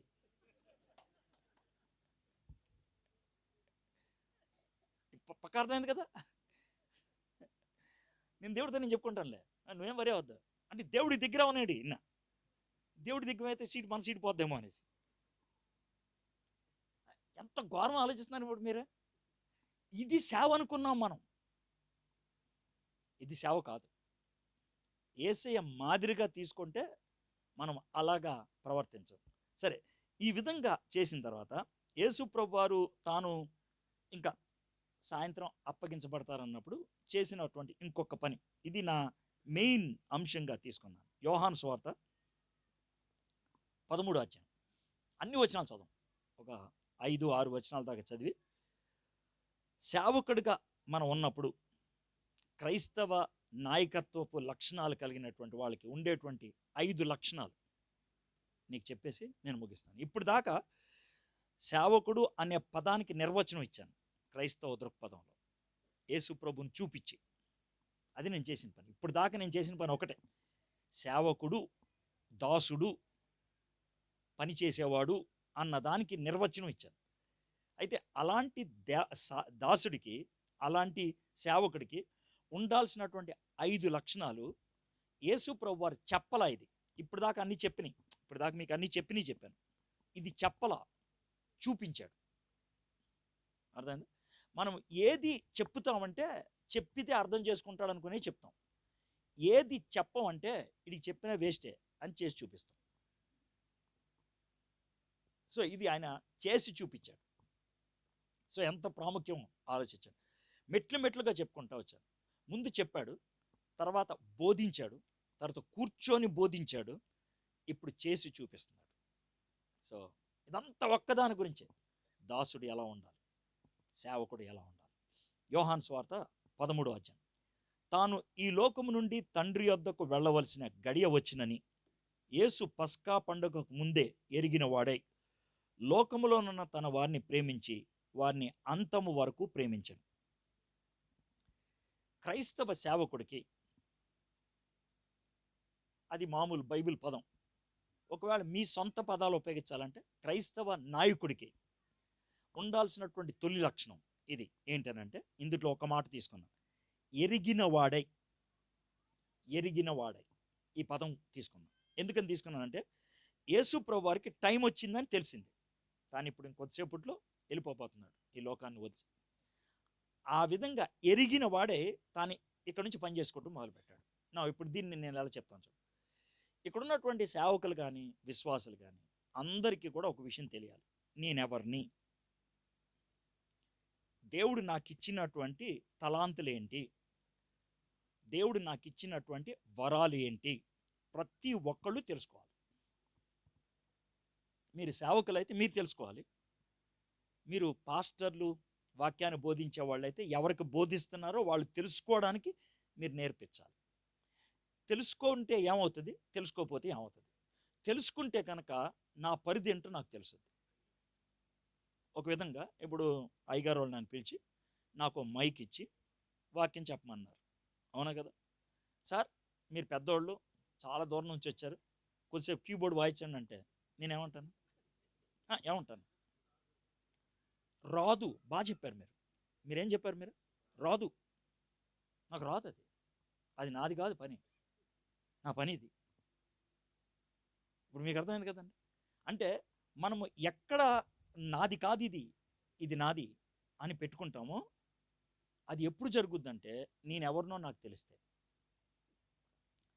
గుర్తుపెట్టుకోండి, సేవకుల్లో పోటీతత్వం రావడానికి ఇదొక్కటే కారణం, వాళ్ళెవరో వాళ్ళు తెలియపోవడం. మనం ఎవరో మనకు తెలిస్తే పోటీతత్వం ఉండదు, ఇతరులను చూసి కన్నెర్ర చేసుకోవటం ఉండదు, నన్ను నేను చూసుకొని ఏడవటం అనేది ఉండదు. నేను ఇప్పుడు ఇంకా లోతుల్లోకి వెళ్తున్నా. ఎలా అంటే, నేనెవరినో తెలుసు అని అంటే కనుక దేవుడు నాకు ఇచ్చిన పని ఏంటి, దేవుడు కొంతమందికి ఒక చేప పట్టమని పనిస్తాడు. దేవుడు కొంతమందికి ఒక చేప పట్టమని పనిస్తాడు, కొంతమందికి 100 చేపలు పట్టమని పనిస్తాడు. అయితే ఒక చేప పట్టమని పనిచ్చినోడు ఒక చేప పడితే వాడికి 100కి 100 మార్కులు వస్తాయా రావా? ఒకడికి 100 పట్టమని చెప్పాడు, ఆడు 50 పట్టాడు. ఆడికి ఎన్ని పాయింట్లు వస్తాయి? 50 వస్తాయి. కానీ ఈ ఒకటి పట్టినోడు 50ని చూసి కుళ్ళుకుంటా ఉంటాడు.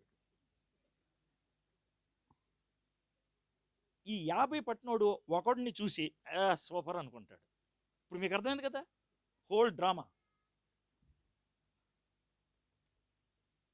నేను ఒకటే చేప పట్టాల్సిన వాడిని, ఆయన 100 చేపలు పట్టాల్సిన వాడిని. నాకెందుకు ఫీలింగ్? సరే, మీకు ఇంకో ఎగ్జాంపుల్ చెప్తాను, దీంతో మీకు బాగా అర్థమవుతుంది. అరటి చెట్టు కొబ్బరి చెట్టు తెలుసు కదా మీకు. అరటి చెట్టుకి ఎన్ని గెలలు వస్తాయి? ఆ తర్వాత ఏమవుద్ది? అది చచ్చిపోద్ది, చంపేయాలి అది. అవునే కదా, ఒకటే. ఆ తర్వాత మళ్ళీ వస్తుందా? రాదు. కొబ్బరి చెట్టుకి చాలా వస్తాయి. సంవత్సరానికి ఈస్ట్ గోదావరిలో అయితే 5 కాపులు వస్తాయి. అయితే కొబ్బరి చెట్టు అరటి చెట్టు మాట్లాడుకుంటున్నాయి అనుకో. ఒకసారి ఊరినే నేను 5 కాపులు ఇవ్వాలని నీకులాగా ఒకటే ఇస్తానంటే నువ్వు కొబ్బరి చెట్టుని ఏం చేస్తావు? నరికి అవతల పడేస్తావు.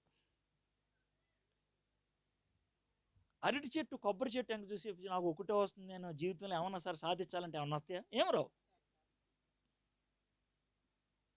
నిరాశ నిస్పృహ వచ్చేస్తుంది, అదొకటే వస్తుంది. ఇప్పుడు మీకు అర్థమైందా? నేనేంటో, నాకు ఇచ్చిన పని ఏంటో మనకి తెలిస్తే సగం గొడవలు అయిపోతాయండి. అవునా కదా? ఎంత హాయిగా ఉంటుంది తెలుసా? నా పని ఇది అయిపోయింది. నా పని. ఇర్మియా 40 సంవత్సరాలు పరిచయం చేశాడు, ఒక్కడు కూడా మారు మనసు పొందల. వేస్ట్ గాడు అన్నాడు దేవుడు? లేదు. యోనా ఒకటే ప్రసంగం చేశాడు, 1,20,000 మంది చేతులు ఎత్తేసాడు. వీడు పోటుగాడు అన్నాడా? అనలా. అవునా కదా? ఇప్పుడు చూసారు ఎంత తేలిగ్గా ఉందా లైఫ్? అసలు వెంటంటేనే ఎంత తేలిగ్గా ఉందో చూసారా? No tension. ఎంత హాయిగా ఉందో చూడండి. అసలు చాలా ప్రశాంతంగా ఉంటుంది. అస్సలు ఉండదు, పోటీతత్వం అస్సలు ఉండదు. ఇక వాడిదేంటి నాదేంటి, ఆడికి 15 సంఘాలు అయిపోయింది, నాది ఒకటి కూడా రావట్లేదు. ఇంటికి వచ్చింది తలనొప్పి.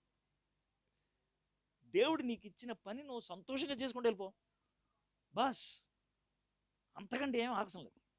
సో యేసు ప్రభుకి తానెవరో తనకు తెలుసు, తన టైం లైన్ ఏంటో తనకు తెలుసు, తన బాధ్యత ఏంటో. సార్ ఆయన దేవుని కుమారుడు కాబట్టి ఆయన తెలుసు, మనకు తెలియదంటే అస్సలు అనొద్దట్లాగా. దేవుడు అట్లా వదిలేసేవాడు కాదు. అందుకే మనలో పరిశుద్ధాత్మని పెట్టాడు. ఆ పరిశుద్ధాత్ముడు నీ తలాంతులు ఇవి అని చెప్తాడు, నీ వరాలు ఇవి అని చెప్తాడు. ఇంకో విషయం చెప్తాను చూడండి. ఇప్పుడు ఏ పాస్టర్కి అయితే, నేను డైరెక్ట్గా చెప్పేస్తున్నాను, ఏ పాస్టర్కి అయితే తానెవరో తాను తెలియకుండా అడ్డమైన ప్రతి పని చేసేప్పుడు వాళ్ళ సంఘస్థులు కూడా అలాగే ఉంటారు. ఎలా ఉంటారో చెప్తాను మీకు. ఎగ్జాంపుల్ ఇస్తే సరిపోద్ది. ఒకడు వస్తాడు, లేకపోతే ఒకడు కాగితం పంపిస్తాడు, నేను కానుకలకు పాట పాడతాను అని. ఆడు నోరు తెరిస్తే అన్ని రకాల కంపులు బయటకు వస్తాయని మనకు తెలుసు. కానీ నువ్వు పాడకూడదురా, నువ్వు పాట కాదు అని నువ్వు అనగలవా? అనలేవు. ఇప్పుడు నీకు అర్థమైందా? లైవ్. మళ్ళీ రావనే భయం కాదు, వాడు నాకు చేతకాని పనులు ఏలెత్తి చూపిస్తాడేమో అని భయం. మరి నువ్వు పాటగాడు కాదు కదా, నువ్వు ఎందుకు పాడుతున్నావు? ఇప్పుడు కొంతమంది సేవకులు ఉంటారు, పాట ఆయనే పాడాలా, బైబిల్ ఆయనే చదవాలా, అర్థమైందా? ప్రసంగం ఆయనే చేయాలా, కానుకలు వీలైతే ఆయనే పట్టుకొని వెళ్ళిపోవాలి. అవునా కదా? ఏదైనా సరే ఆయనే, ఇంకెవ్వడు కనబడదానికి వీలేదు స్టేజ్ మీద. ఇది ఒక కొత్త ఒరవడి వచ్చింది, ఇంకెవ్వరు కనబడటానికి వీల్లేదు. ఇంత కార్పొరేట్ పద్ధతిలో ఎప్పుడు కూడా ముఖేష్ అంబానీ పేరే ఎలా ఉండాలి రిలయన్స్లో, అలాగే మా సంఘంలో నా పేరే ఉండాలి, ఇంకేది ఉండకూడదు. ఇప్పుడు మీకు అర్థమైందా? దీనికి కారణం ఏంటంటే నువ్వెవరో నీకు తెలియలేదు. నువ్వెవరివి అనంటే దేవునికి పనోడివి. నువ్వు పనిచేస్తుంది ఎక్కడనంటే దేవుని పొలంలో. అర్థమైందా? నీది ఓనర్షిప్ కాదు, గృహ నిర్వాహకత్వం. నా సంఘం నా సేవ కాదు, ఆయన సంఘం ఆయన సేవ, నేను పనివాడిని. ఆ క్లారిటీ ఉన్నప్పుడు అస్సలు ఏ టెన్షన్ ఉండదు. ఆయన వెళ్ళమన్నాడు వెళ్తాను, చెప్పమన్నాడు చెప్తాను. అయితే అయింది లేకపోతే లేదు, నాకేంటి అంతే. ఇప్పుడు నేను ఇలాంటి వాక్యం చెప్పాలంటే ఎంత టెన్షన్ ఉండదు నాకు, ఆలోచించండి. ఆవిడ కూర్చొని ఆలోచిస్తా ఉన్నా. అయ్యగారు అన్నారు, మీరు ఆడ కూర్చోండి సార్, ఓ పావుగంట పడుకోండి, అరగంట పడుకోండి అన్నాడు.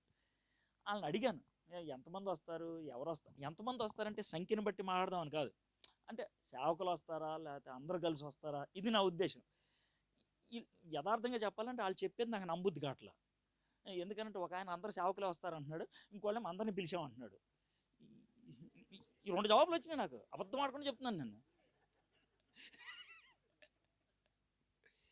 ఇప్పుడు ఈయన మాట కరెక్ట్, ఆయన మాట ఎందుకు వచ్చినా సార్, నేను అడిగి కూర్చుంటాను సార్ కొద్దిసేపు అన్న.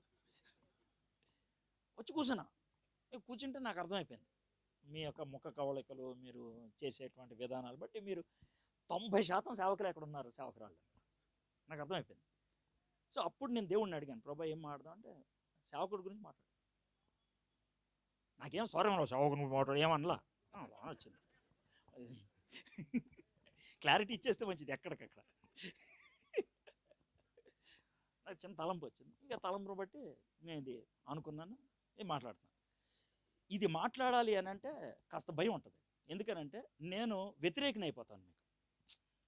ఎందుకంటే ఇది మీకు ఇష్టమైన సబ్జెక్ట్ కాదు. ఇది ఓ విధంగా చెప్పాలంటే మీకు సెగ్గడ్డు ఉంటే దాన్ని పీకడం అనమాట, దాన్ని స్టిక్కర్ పీకడం. ఎంత భయంకరంగా ఉంటుంది ఆలోచించాను. సో అది నాకు తెలుసు. కాబట్టి నేను, ప్రభా మీరు నాకు సహాయం చేయండి, నేను వెళ్ళి మాడతాను. నాకు వచ్చిన తలం, నీకు ఎందుకు టెన్షనా, నువ్వు మాట్లాడు, వినకపోతే పోయేదాడు, వింటే బాగుపడేదాడు. చెప్పకపోతే నిన్ను వాయిస్తా, చెప్పిన తర్వాత వినకపోతే ఆయన వాయిస్తా. క్లియర్, నేనెవరో నాకు అర్థమైపోయింది ఈ ప్రాజెక్ట్లో. చెప్పడం నా వంతు. ఇర్మియాను గుర్తు తీసుకొచ్చాడు. ఇర్మియా 40 సంవత్సరాలు చెప్పాడు, వాళ్ళు ఎండ్రని తెలుసు కూడా చెప్పాడు. నాకు ఇర్మియా ఎందుకు నచ్చిందో తెలుసా, నమ్మకస్తుడు, విశ్వాస్యత కలిగిన వాడు. అంటే విశ్వాస్యత కలిగిన వాడు అని అంటే ఎలా ఉంటుంది అని అంటే, నీ పేరేంట తమ్ముడు? ప్రసాద్.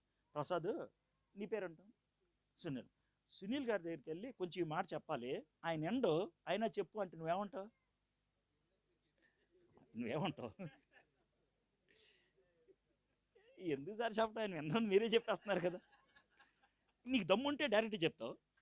ఒకవేళ నా ఎదురుగా నోరు తెరవటం కష్టమైతే, ఈయన ఎండ అంటున్నాడు, పెచ్చోళ్ళలాగా నన్ను నిలమంటున్నాడు ఏంటి అనుకుంటావు, అవునా కదా. ఇర్మియాతో దేవుడు డైరెక్ట్గా చెప్పింది ఇదే, నువ్వు వెళ్ళి చెప్పు, ఎండ్రాళ్ళు పైగా ఎరగబోతారు నిన్ను. చెప్పాడు డైరెక్ట్గా, నిన్ను ఎరగబోతారు, నిన్ను వాయించేస్తారు, నువ్వు అయినా చెప్పాలి. సర్లే ప్రభా వెళ్తాను అని చెప్పాడు, అంతే. సో ఇది సేవకుడు అంటే, నేనెవరిని, నా పాత్ర ఏంటి, నేనెవరిని, నా పాత్ర ఏంటి. సో అది మొదటిది. యేసు ప్రభు ఎరిగిన వాడై ఆయన పని చేసినట్లు మనం చూస్తాం. రెండోది ఏంటనంటే, వారిని అంతము వరకు ప్రేమించను. తానెవరో ఎరిగండి. రెండోది, తన చుట్టూ ఉన్న వాళ్ళు కూడా ఎరిగి ఉన్నాడు. వాళ్ళు ఎవరో ఎరిగుండి కూడా అంతం వరకు ప్రేమించాడు. అంటే ఏంటి తెలుసా, గతం మనందరికీ తెలుసు, ప్రతివాడి గతం. అంటే మనం ఎవరికైతే సేవ చేస్తున్నామో, ఎవరైతే మన దగ్గర ఉన్నారో వాళ్ళ గతం మనకు తెలుసు అనుకుందాం. ఒకడు మోసగాడు, ఒకడు దొంగడు, ఒకడు వ్యభిచారం చేశాడు అనుకుందాం. వాడు కనబడంగానే మనం వాడిని ఓ బాక్స్లో పెట్టేస్తాం, అవునా కదా. అయితే యేసు ప్రభుకి ఇంకోటి కూడా తెలుసు, వాడి భవిష్యత్తు కూడా తెలుసు అంట. వాడి గతం తెలుసు, వాడు భవిష్యత్తు తెలుసు, అయినప్పటికీ ప్రేమించాడు. ఇప్పుడు మీకు అర్థమైంది కదండి ఇది. ఇప్పుడు క్రీస్తు యొక్క సేవకుడిగా, పరిచారకుడిగా ఉండటం అంటే ఇది చేయాలి మనం. అజమాయిషి కాదు, ప్రేమ. ఎవరిని ప్రేమించాలి? ఇస్కరియోతు యోధా లాంటోని ప్రేమించాలి. యేసుప్రభు వారు ఈ కాంటెక్స్ట్లో ఆయన మాట్లాడుతుంది ఎవరి గురించి? ఇస్కరియోతు యోధా. అంతం వరకు ప్రేమించాడు. సార్ ఇస్కరియోతు యోధా అని ఎందుకు అనుకుంటున్నారు అని అంటే కనుక, నెక్స్ట్ వర్స్లో ఉండేది అదే, 2వ వచనం. వారు భోజనం చేయుచుండగా ఆయనను అప్పగింపవలనని సీమోను కుమారుడు ఇస్కరియోతు యోధా హృదయంలో అపవాది ఇంతకుముందు ఆలోచన పుట్టించి ఉండెను గనుక. అంటే యేసు ప్రభుకి అప్పుడే తెలిసిన ఇన్ఫర్మేషన్ చెప్పండి నాకు. యేసు ప్రభు ఇస్కరియోతుని నన్ను వెంబడించన్నప్పుడు ఇతను అప్పగిస్తాడని యేసుకి తెలీదా? ఆయన పిలిచాడు. ప్లీజ్ మీ సంఘములో మీరు ఎవరికైతే సేవకులుగా ఉంటున్నారో, సేవ చేస్తున్నారో, మీకు వ్యతిరేకస్తులు ఉండొచ్చు, మీ వెనకాల గోతులు తవ్వేవాళ్ళు అయి ఉండొచ్చు, మీ సంఘాన్ని విభజించడానికి ప్రయత్నం చేసేవాళ్ళు అయి ఉండొచ్చు. వాళ్ళని సహితము ప్రేమించగలరా? ప్రేమించడం అంటే వాళ్ళు ఏం చేసినా ఒప్పుకోవటం కాదు. అది కాదు ప్రేమ అంటే. ప్లీజ్ మీరు ఆ క్లారిటీ కూడా ఇస్తున్నాను. ప్రేమ అంటే వాళ్ళని అంగీకరిస్తున్నావు, వాళ్ళకున్న గుణాన్ని లేకుండా ఉంటే బాగుండని ఆలోచిస్తున్నావు. అది ప్రేమ. ఆ ప్రేమ ఉందా నీకు? అది చాలా కష్టమైంది. సార్ మరి ఎలా వస్తుంది సార్ ఈ ప్రేమ అని అంటే కనుక, ఈ ప్రేమ కరెంట్ లాంటిది. కరెంట్. ఇందాక అయ్యగారిని ఎవరినో పిలిచి ఆరాధన చేయమన్నారు. ఆరాధన చేయమన్నప్పుడు ఏమైంది?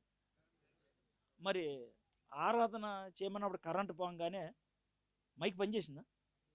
అంతకుముందు కరెంట్ ఉంది కదా, పని చేయొచ్చుగా. అంతకుముందు కరెంట్ ఉంది కదా, దాంతో పని చేయొచ్చుగా. కరెంటు ఉంటేనే పనిచేస్తుంది. నిన్నటి కరెంట్ ఇవాళ పని చేస్తుందా? పని చేయదు. ఇందాకటి కరెంట్ ఇప్పుడు పని చేస్తుందా? పని చేయదు. ఇప్పుడు మీకు అర్థమైంది కదా. కాబట్టి దేవుని ప్రేమ మనము మన సేవలో చూపించాలంటే దేవుని ప్రేమ ఎప్పుడు మనకు సప్లై ఉండాలి. ఎప్పుడు. అర్థమైంది కదా. ఎప్పుడు పొద్దున పావు గంట ఉంటే చాలు కాదు. రేపు ఆదివారం వర్తమానం చెప్పాలి కాబట్టి శనివారం ఉంటే చాలు అది కాదు. చాలా సంఘాల్లో ఇలాంటివి ఉంటాయి. శనివారం ఉపవాస కూడిక, కనిపెట్టు కూడిక పెట్టుకుంటారు. ఏంటి రేపు ఆదివారం చెప్పాలిగా అంటే దాన్ని పెర్ఫార్మెన్స్ అంటారు అనమాట. Stage performance. సేవ అనేది స్టేజ్ పర్ఫార్మెన్స్ కాదు, డ్రామా. ఈ మాటలు చెప్పడానికి కొంచెం భయం వేస్తుంది కదండి, కానీ మొన్న పరిస్థితి అది. ఇప్పుడు సేవ అనేది నీ లైఫ్. నేను స్టేజ్ ఎక్కితే సేవకుడిని, కిందకి దిగితే వేరే అనుకుంటే ఎలాగా? అర్థమైందా? కొంతమంది అంటారు, రే చర్చిలో అన్నావు బయటికి వెళ్తాను ఎంత చూస్తాను డైలాగులు కూడా ఉంటాయి. విన్నారు ఈ మాటలే? బైబిల్ పక్క పెడితే నా చేతిలో బైబిల్ ఉంది ఇలా సరిపోయావు, ఈ డైలాగులు ఉంటాయి. అర్థమైందా? ఒకవేళ సిఎస్ఐ లోదరని పాస్టర్ అరే క్యాసిక్ వేసుకున్నా లేకపోతే అసలు ఎంత చూసినా అని అంటారు. లేదు కదా. ఇప్పుడు దీన్ని పర్ఫార్మెన్స్ అంటారు. సో ఏసే క్లారిటీ ఇస్తుంది ఏంటంటే ప్రేమ ఎప్పుడు పర్ఫార్మెన్స్ అవ్వదు. ప్రసంగం అవ్వచ్చు, ప్రేమ అవ్వదు. ప్రేమ అనేది దేవుని నుంచి పొందుతూనే ఉండాలి, దేవుని నుంచి అందిస్తూనే ఉండాలి. అయితే పౌలు భక్తుడు తిమోతికి రాస్తూ ఉంటాడంటే సంఘానికి అధ్యక్షులుగా ఎవరు ఉండగలుగుతారు, తర్వాత నాయకులుగా లేకపోతే అధికారులుగా ఎవరు ఉండగలుగుతారని చెప్పినప్పుడు ఆయన ఒక మాట చెప్పాడు. ఏంటంటే తన కుటుంబాన్ని బాగా చూసుకునేవాడు అంటాడు. ఎందుకని ఈ మాట చెప్పాడంటే దేవుని ప్రేమను నువ్వు పొంది నీ భార్య మీద చూపించకుండా, నీ పిల్లల మీద చూపించకుండా, నా సంఘస్థుల మీద చూపిస్తున్నానంటే అది ఇంకో డ్రామా.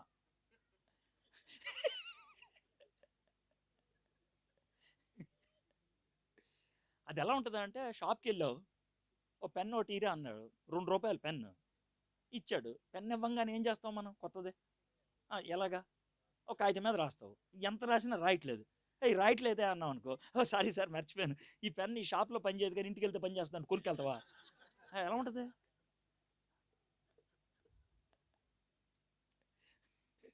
కాబట్టి అంటే దేవుని ప్రేమ ఇళ్ళ మీద చూపిస్తే ఇళ్ళ మీద చూపించను అనేది ఉండదు.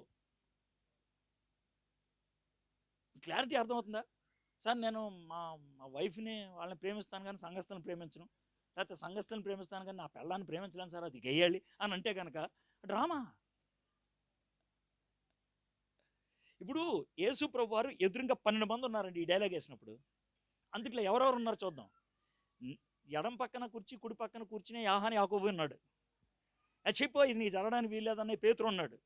రేపు పొద్దునే కాదు ఇంకో 3 గంటల్లో ఆయన ఎవడో నాకు తెలియదని బొంకపోతున్నాడు. అర్థమైందా? డబ్బులు చేతితో పట్టుకొని ఆల్రెడీ రెడీ అయిపోయినటువంటి ఇస్కరియోతు యోధా ఉన్నాడు. స్క్రూ డ్రైవర్ పెట్టుకొని గాయంలో ఏలు పెడితే కానీ నమ్మను అన్నటువంటి తోమా ఉన్నాడు. ఇన్ని కేటగిరీస్ ఉన్నారు అక్కడ. వాళ్ళని ప్రేమించాడు అంతం వరకు. ఇప్పుడు మీకు అర్థమైంది కదండి. సో ఎంత క్లారిటీ వస్తుంది. సో మీరు అంటారు సార్ మా సంఘస్థల సంగతి మీకు తెలియదంటే ఇంతకంటే ఎక్కువ కేటగిరీలు ఉంటాయి మీ సంఘంలో.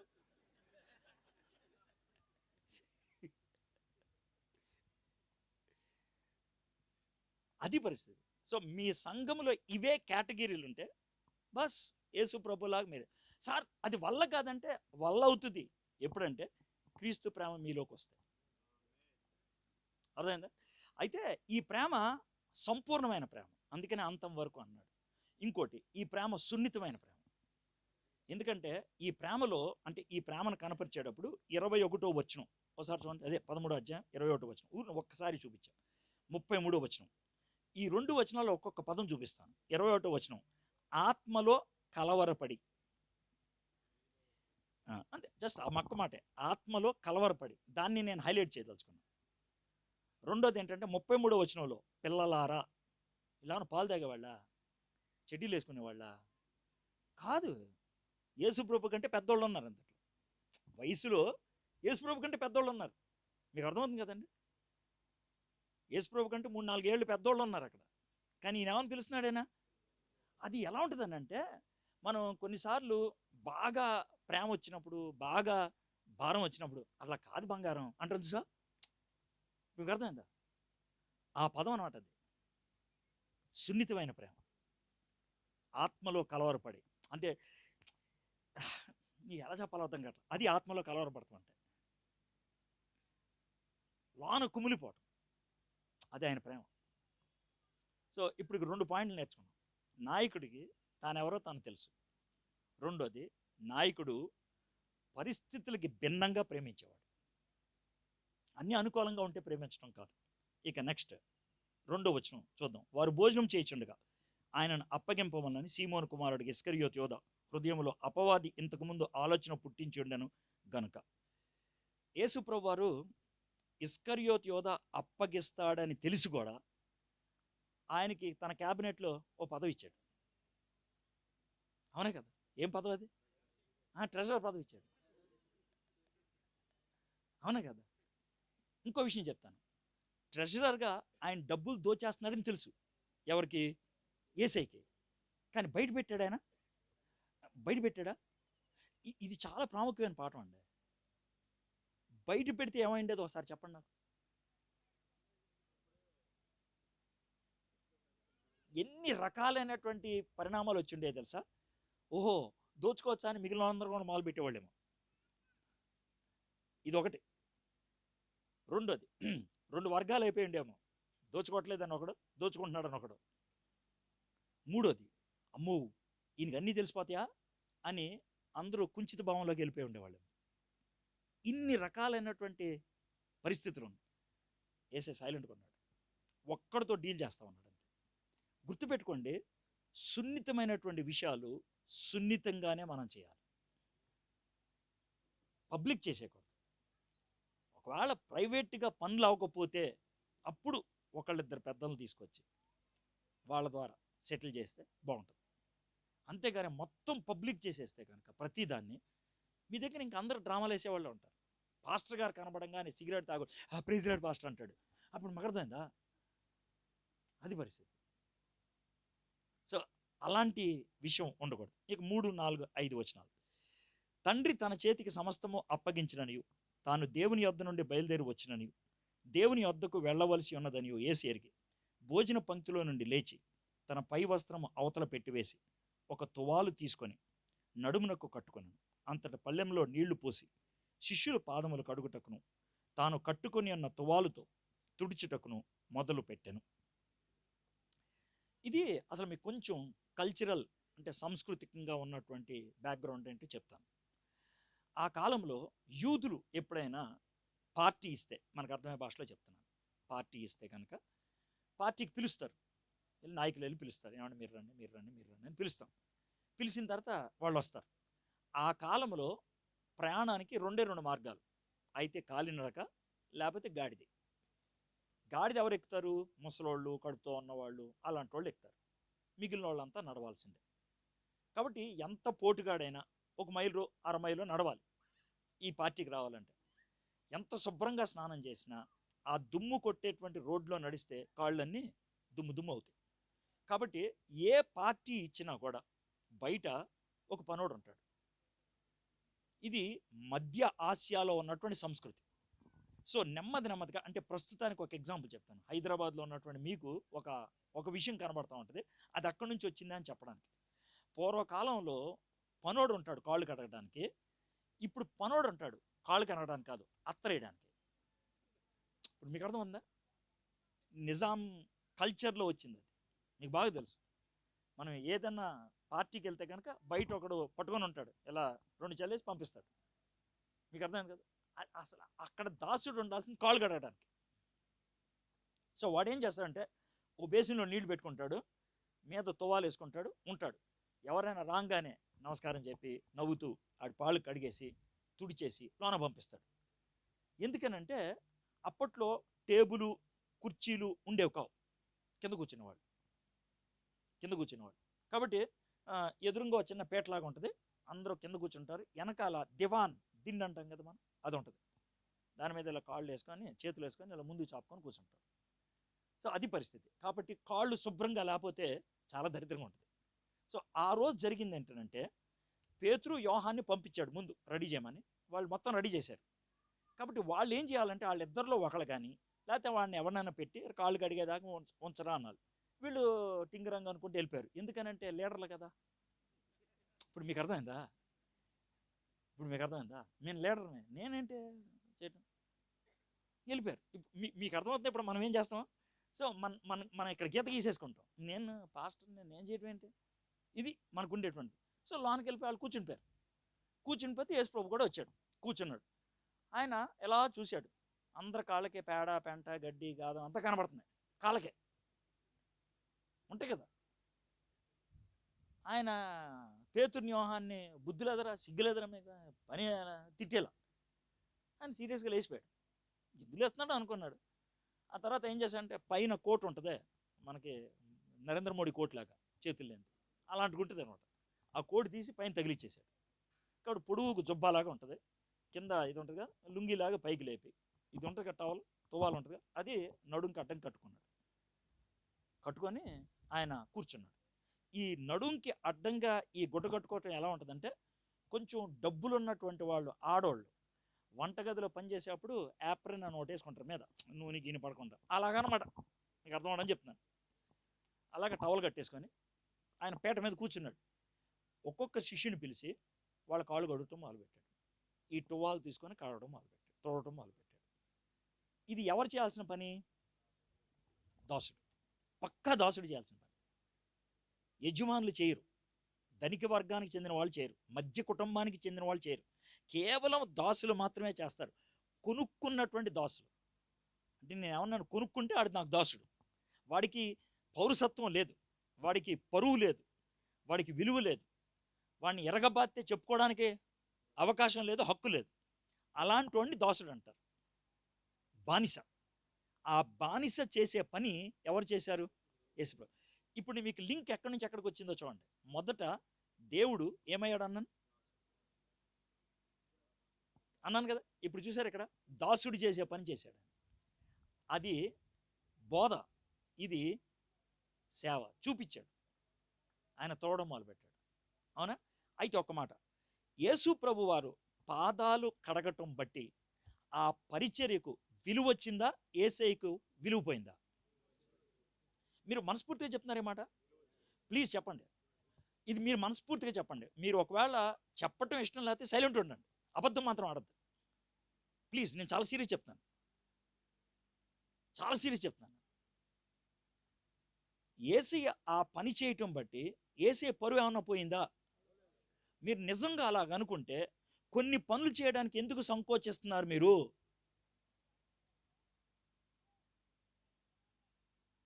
సీరియస్గా ఆలోచించండి. ఎందుకు సంకోచిస్తున్నారు? నా పరువు పోతుంది, నా డిగ్నిటీ పోతుంది, నా స్థాయి ఏంటి, నా హోదా ఏంటి, అంత దాకా ఎందుకు? ఇప్పుడు మీరు కొన్ని మీటింగులకి వెళ్తారు, మామూలుగా మీటింగ్లు అయితే కానీ ఇదంతా సేవకుల మీటింగ్ కాబట్టి సమస్య లేదు. ఒకవేళ ఇది జనరల్ మీటింగ్ అనుకోండి, సేవకులు వేరుగా కుర్చీలు ఉండాలి, మీరు ఎక్స్పెక్ట్ చేస్తారు. ఒకవేళ కనుక ఏ సేవకుడైనా వెనకాల కూర్చుంటే ఈయన చూడాలి, ఆ తర్వాత పిలవాలి, సార్ మీరు అక్కడ కూర్చుని ఇక్కడ రండి అనాలి. లేదా సేవకులు ఎవరైనా వచ్చారా, మీరు ఇక్కడికి వచ్చి కూర్చోండి నేను అనౌన్స్ చేయాలి, లేకపోతే మీరు ఫీల్ అయిపోతారు. అవునా కదా?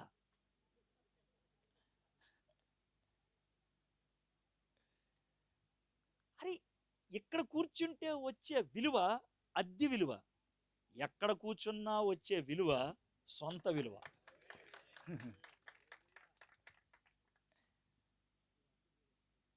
అవునా కదా? మరి అంటే ఇక్కడ లేకపోతే విలువ లేనట్టే. విలువ సీటుకు ఉంది, నాకు లేదు. అర్థమైందా? ఒకవేళ పొరపాటున ఎవరినైనా ప్రార్థన చేయమనో, కానుకల కోసం అంటే జనరల్గా చెప్తున్నానే, కానుకల కోసం ప్రార్థన చేయమనో, బైబిల్ వాళ్ళని అడిగితే విధానమే మారిపోతుంది. నేను గమనించింది చాలా మందిని.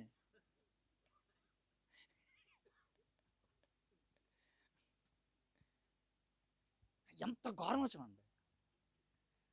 నువ్వు క్రీస్తు సేవకునివి అయితే నీ పని నీకు విలువిస్తుంది. అది ఏదైనా సరే. యేసయ్య పాదాలు కడిగాడు, పాదాలు కడగటానికి విలువ వచ్చింది, యేసయ్యకి విలువ పెరిగింది. యేసయ్యని చూసే విధానం మారిపోయింది. అవునా కదా? అద్భుతం. సో ఇది మనం చూడగలుగుతాం. తర్వాత ఇంకేం చేశాడు యేసు ప్రభువారు? యేసుక్రీస్తు ప్రభువారు పాదాలు కడుగుతున్నప్పుడు ఆయన ఇచ్చిందేంటి, చూపించిందేంటి ఏంటంటే, సింపుల్ చెప్తాను. ఒళ్ళంతా కడుక్కొని వచ్చావు, ఎక్కడుంది దుమ్ము? కాళ్ళకుంది. పేతురు అడిగాడు, నాకు స్నానం చేయించు అన్నాడు. స్నానం చేపిస్తాను అన్నాడా? అన్నా. అవసరం లేదు నీకు, నీ కాళ్ళు ఒకటి కడితే చాలు, అవసరం లేదు. దీన్నే మనం ఏమంటామంటే, సమస్య ఎక్కడుందో అక్కడికి వెళ్ళి బాగు చేసి వచ్చేయటం. చాలామంది పాస్టర్లు లేకపోతే సేవకులు చేసే ఒక పొరపాటు ఏంటంటే, ఒక ఏరియాలో ఒకడు తప్పు చేస్తే ఆ తప్పును బట్టి ఆ మనిషినే తప్పుడోని బయట చేస్తారు. మీకు అర్థమైంది కదా? చాలా సందర్భాల్లో జరుగుతుంది. సార్ ఆయన గురించి ఏమంటారంటే, సార్ ఆయన నత్తి సార్, పని నత్తి అయితే ఏమైంది, ఒక ఏరియాలో పొరపాటు ఉంది, మొత్తం తోసిపడేస్తే. మీకు డీసెంట్గా ఉండే ఎగ్జాంపుల్ చెప్పాను, నత్తి అని. ఇంక అంతకంటే దరిద్రమే ఇవ్వచ్చు మనం. సో ఒకటి ఉన్నది పొరపాటు, నువ్వు గమనించావు, నువ్వు దాన్ని డీల్ చేయి, మిగిలిన విషయాలు ఒప్పేసుకో బాగున్నాడని. అది చేయాలి. తర్వాత యేసు ప్రభువారు కాళ్ళకి మట్టి ఉందంటే కాళ్ళు ఒక్కటే కడిగాడు. అర్థమైందా?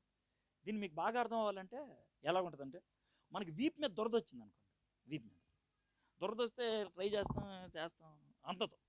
అప్పుడు మనం కొన్ని పరికరాలు ఉపయోగిస్తాం. దువ్వెన కానీ, రొట్టెల కర్ర కానీ, పప్పు రుబ్బు కానీ, లేదనంటే గోడ కార్నర్కి వెళ్ళి గీక్కోవటం చేస్తాం, యూజువల్గా జరిగే విషయం. అయితే ఇప్పుడు ఇలాంటి పరికరాలు ఏది ఉపయోగించినా కూడా తృప్తిగా ఉండదు. అంటే మానవ హస్తం పడితే బాగుంటుంది గోకితే. కాబట్టి మన భార్యనో పిల్లలు ఎవరు ఉన్నారనుకోండి పక్కన, భర్త కొంచెం గోకవా అని అడుగుతాం. వాళ్ళకి మనకి ఎక్కడ దొరద పెడుతుందో తెలియదు.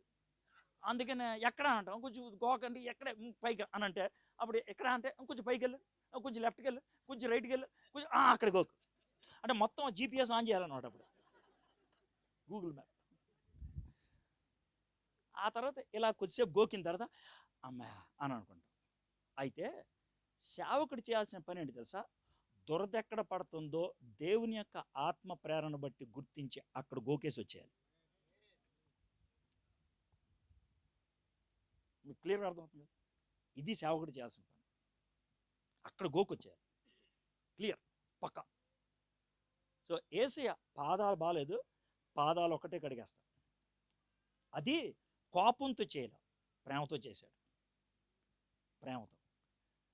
కోపంతో చేసేదానికి ప్రేమతో చేసేదానికి తేడా ఏంటి చెప్తాను. ఇక్కడ భార్యలు భర్తలు ఇద్దరు ఉన్న వాళ్ళకి బాగా అర్థమవుతుంది. ఎలాగంటే, మీకు 3 ఏళ్ల బాబు ఉన్నాడు, మీ భార్య బయటికి వెళ్ళింది, ఆడు కక్కొచ్చున్నాడు, ఆడికి కడగాలి. ఏ భర్త అయినా ఎలా కడుగుతాడు? ఎరా నీకు టైము రైము లేదురా దరిద్రుడా, కడుగుతాడు, నేను కాదనట్లా. అర్థమైందా? నీకు టైం రైం లేదురా, ఎప్పుడు తెగతంటా ఏరుగుతా ఉంటా అని అడిగి అయిపోయింది కదా. ఇది తండ్రి చేసే పని. అదే తల్లి అయితే, ఎరిగావా అమ్మయ్యా, అప్పుడు ఎంత హ్యాపీ ఫీల్ అయిపోద్దు.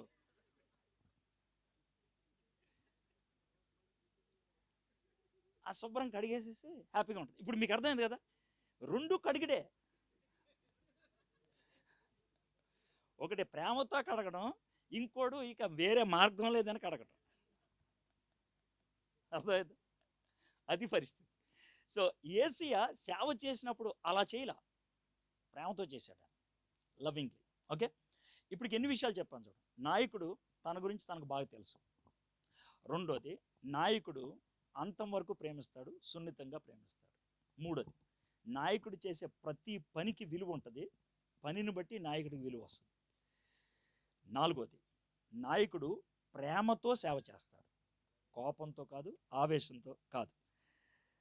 చివరిగా, నాయకుడు ఆ సేవ ద్వారా పరిచర్యలో ఉన్నాడు. ఆయన అదే పరిచర్య. పరిచర్య అంటే పుల్పీట్ ఎక్కితే కాదు, పరిచర్య అంటే బైబిల్ చేత్తో పట్టుకుంటే కాదు, నీ జీవితం పరిచర్య అవ్వాలి. సో ఏసే అది చూపించాడు. ఈ కాళ్ళు కడుగుతున్నప్పుడు నేను పరిచర్య చేస్తున్నాను, ఒక వ్యక్తిని కూర్చోబెట్టి మాట్లాడుతున్నప్పుడు నేను పరిచర్య చేస్తున్నాను. క్రైస్తవ నాయకులుగా ఇలాంటి పరిచర్య మనం చేయాలి. ఒకసారి ఆలోచించండి, యేసు ప్రభు చూపించిన మాదిరి మన సేవకులకుంటే మన సంఘాలు ఎలా ఉంటాయా? ఉండవు. సంఘాల మధ్యన విభేదాలు ఉంటాయా? ఉండవు. సంఘాల్లో పోటీతత్వం ఉంటుందా? ఉండదు. ఆలోచించుకోండి. ఈ విధమైనటువంటి సేవ చేయడానికి దేవుడు మనందరికీ సహాయం చేయను కాక.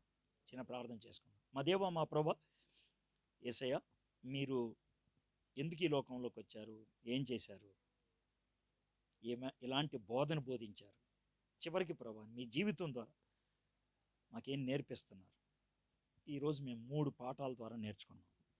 మేము నేర్చుకున్న పాఠాలన్నీ ఖచ్చితంగా మా జీవితంలో మేము వాటిని పాటించాల్సిందే. అర్థం కానిది లేదు ప్రభా ఇందులో, కానీ అన్వయించుకోవటం చాలా కష్టం. అది ఒప్పుకోవాలి, అంత సులభం కాదు ప్రభా. మా హృదయం ఒప్పుకోదు, మా మనసు ఒప్పుకోదు, మాకున్న తెలివితేటలు అంగీకరించవు.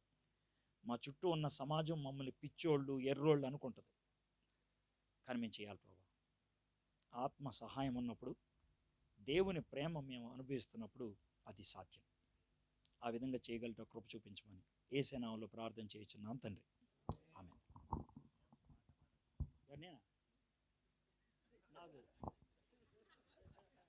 సచిన్ టెండూల్కర్ని గిల్లాదండ ఆడమన్నట్లు ఉంటుంది.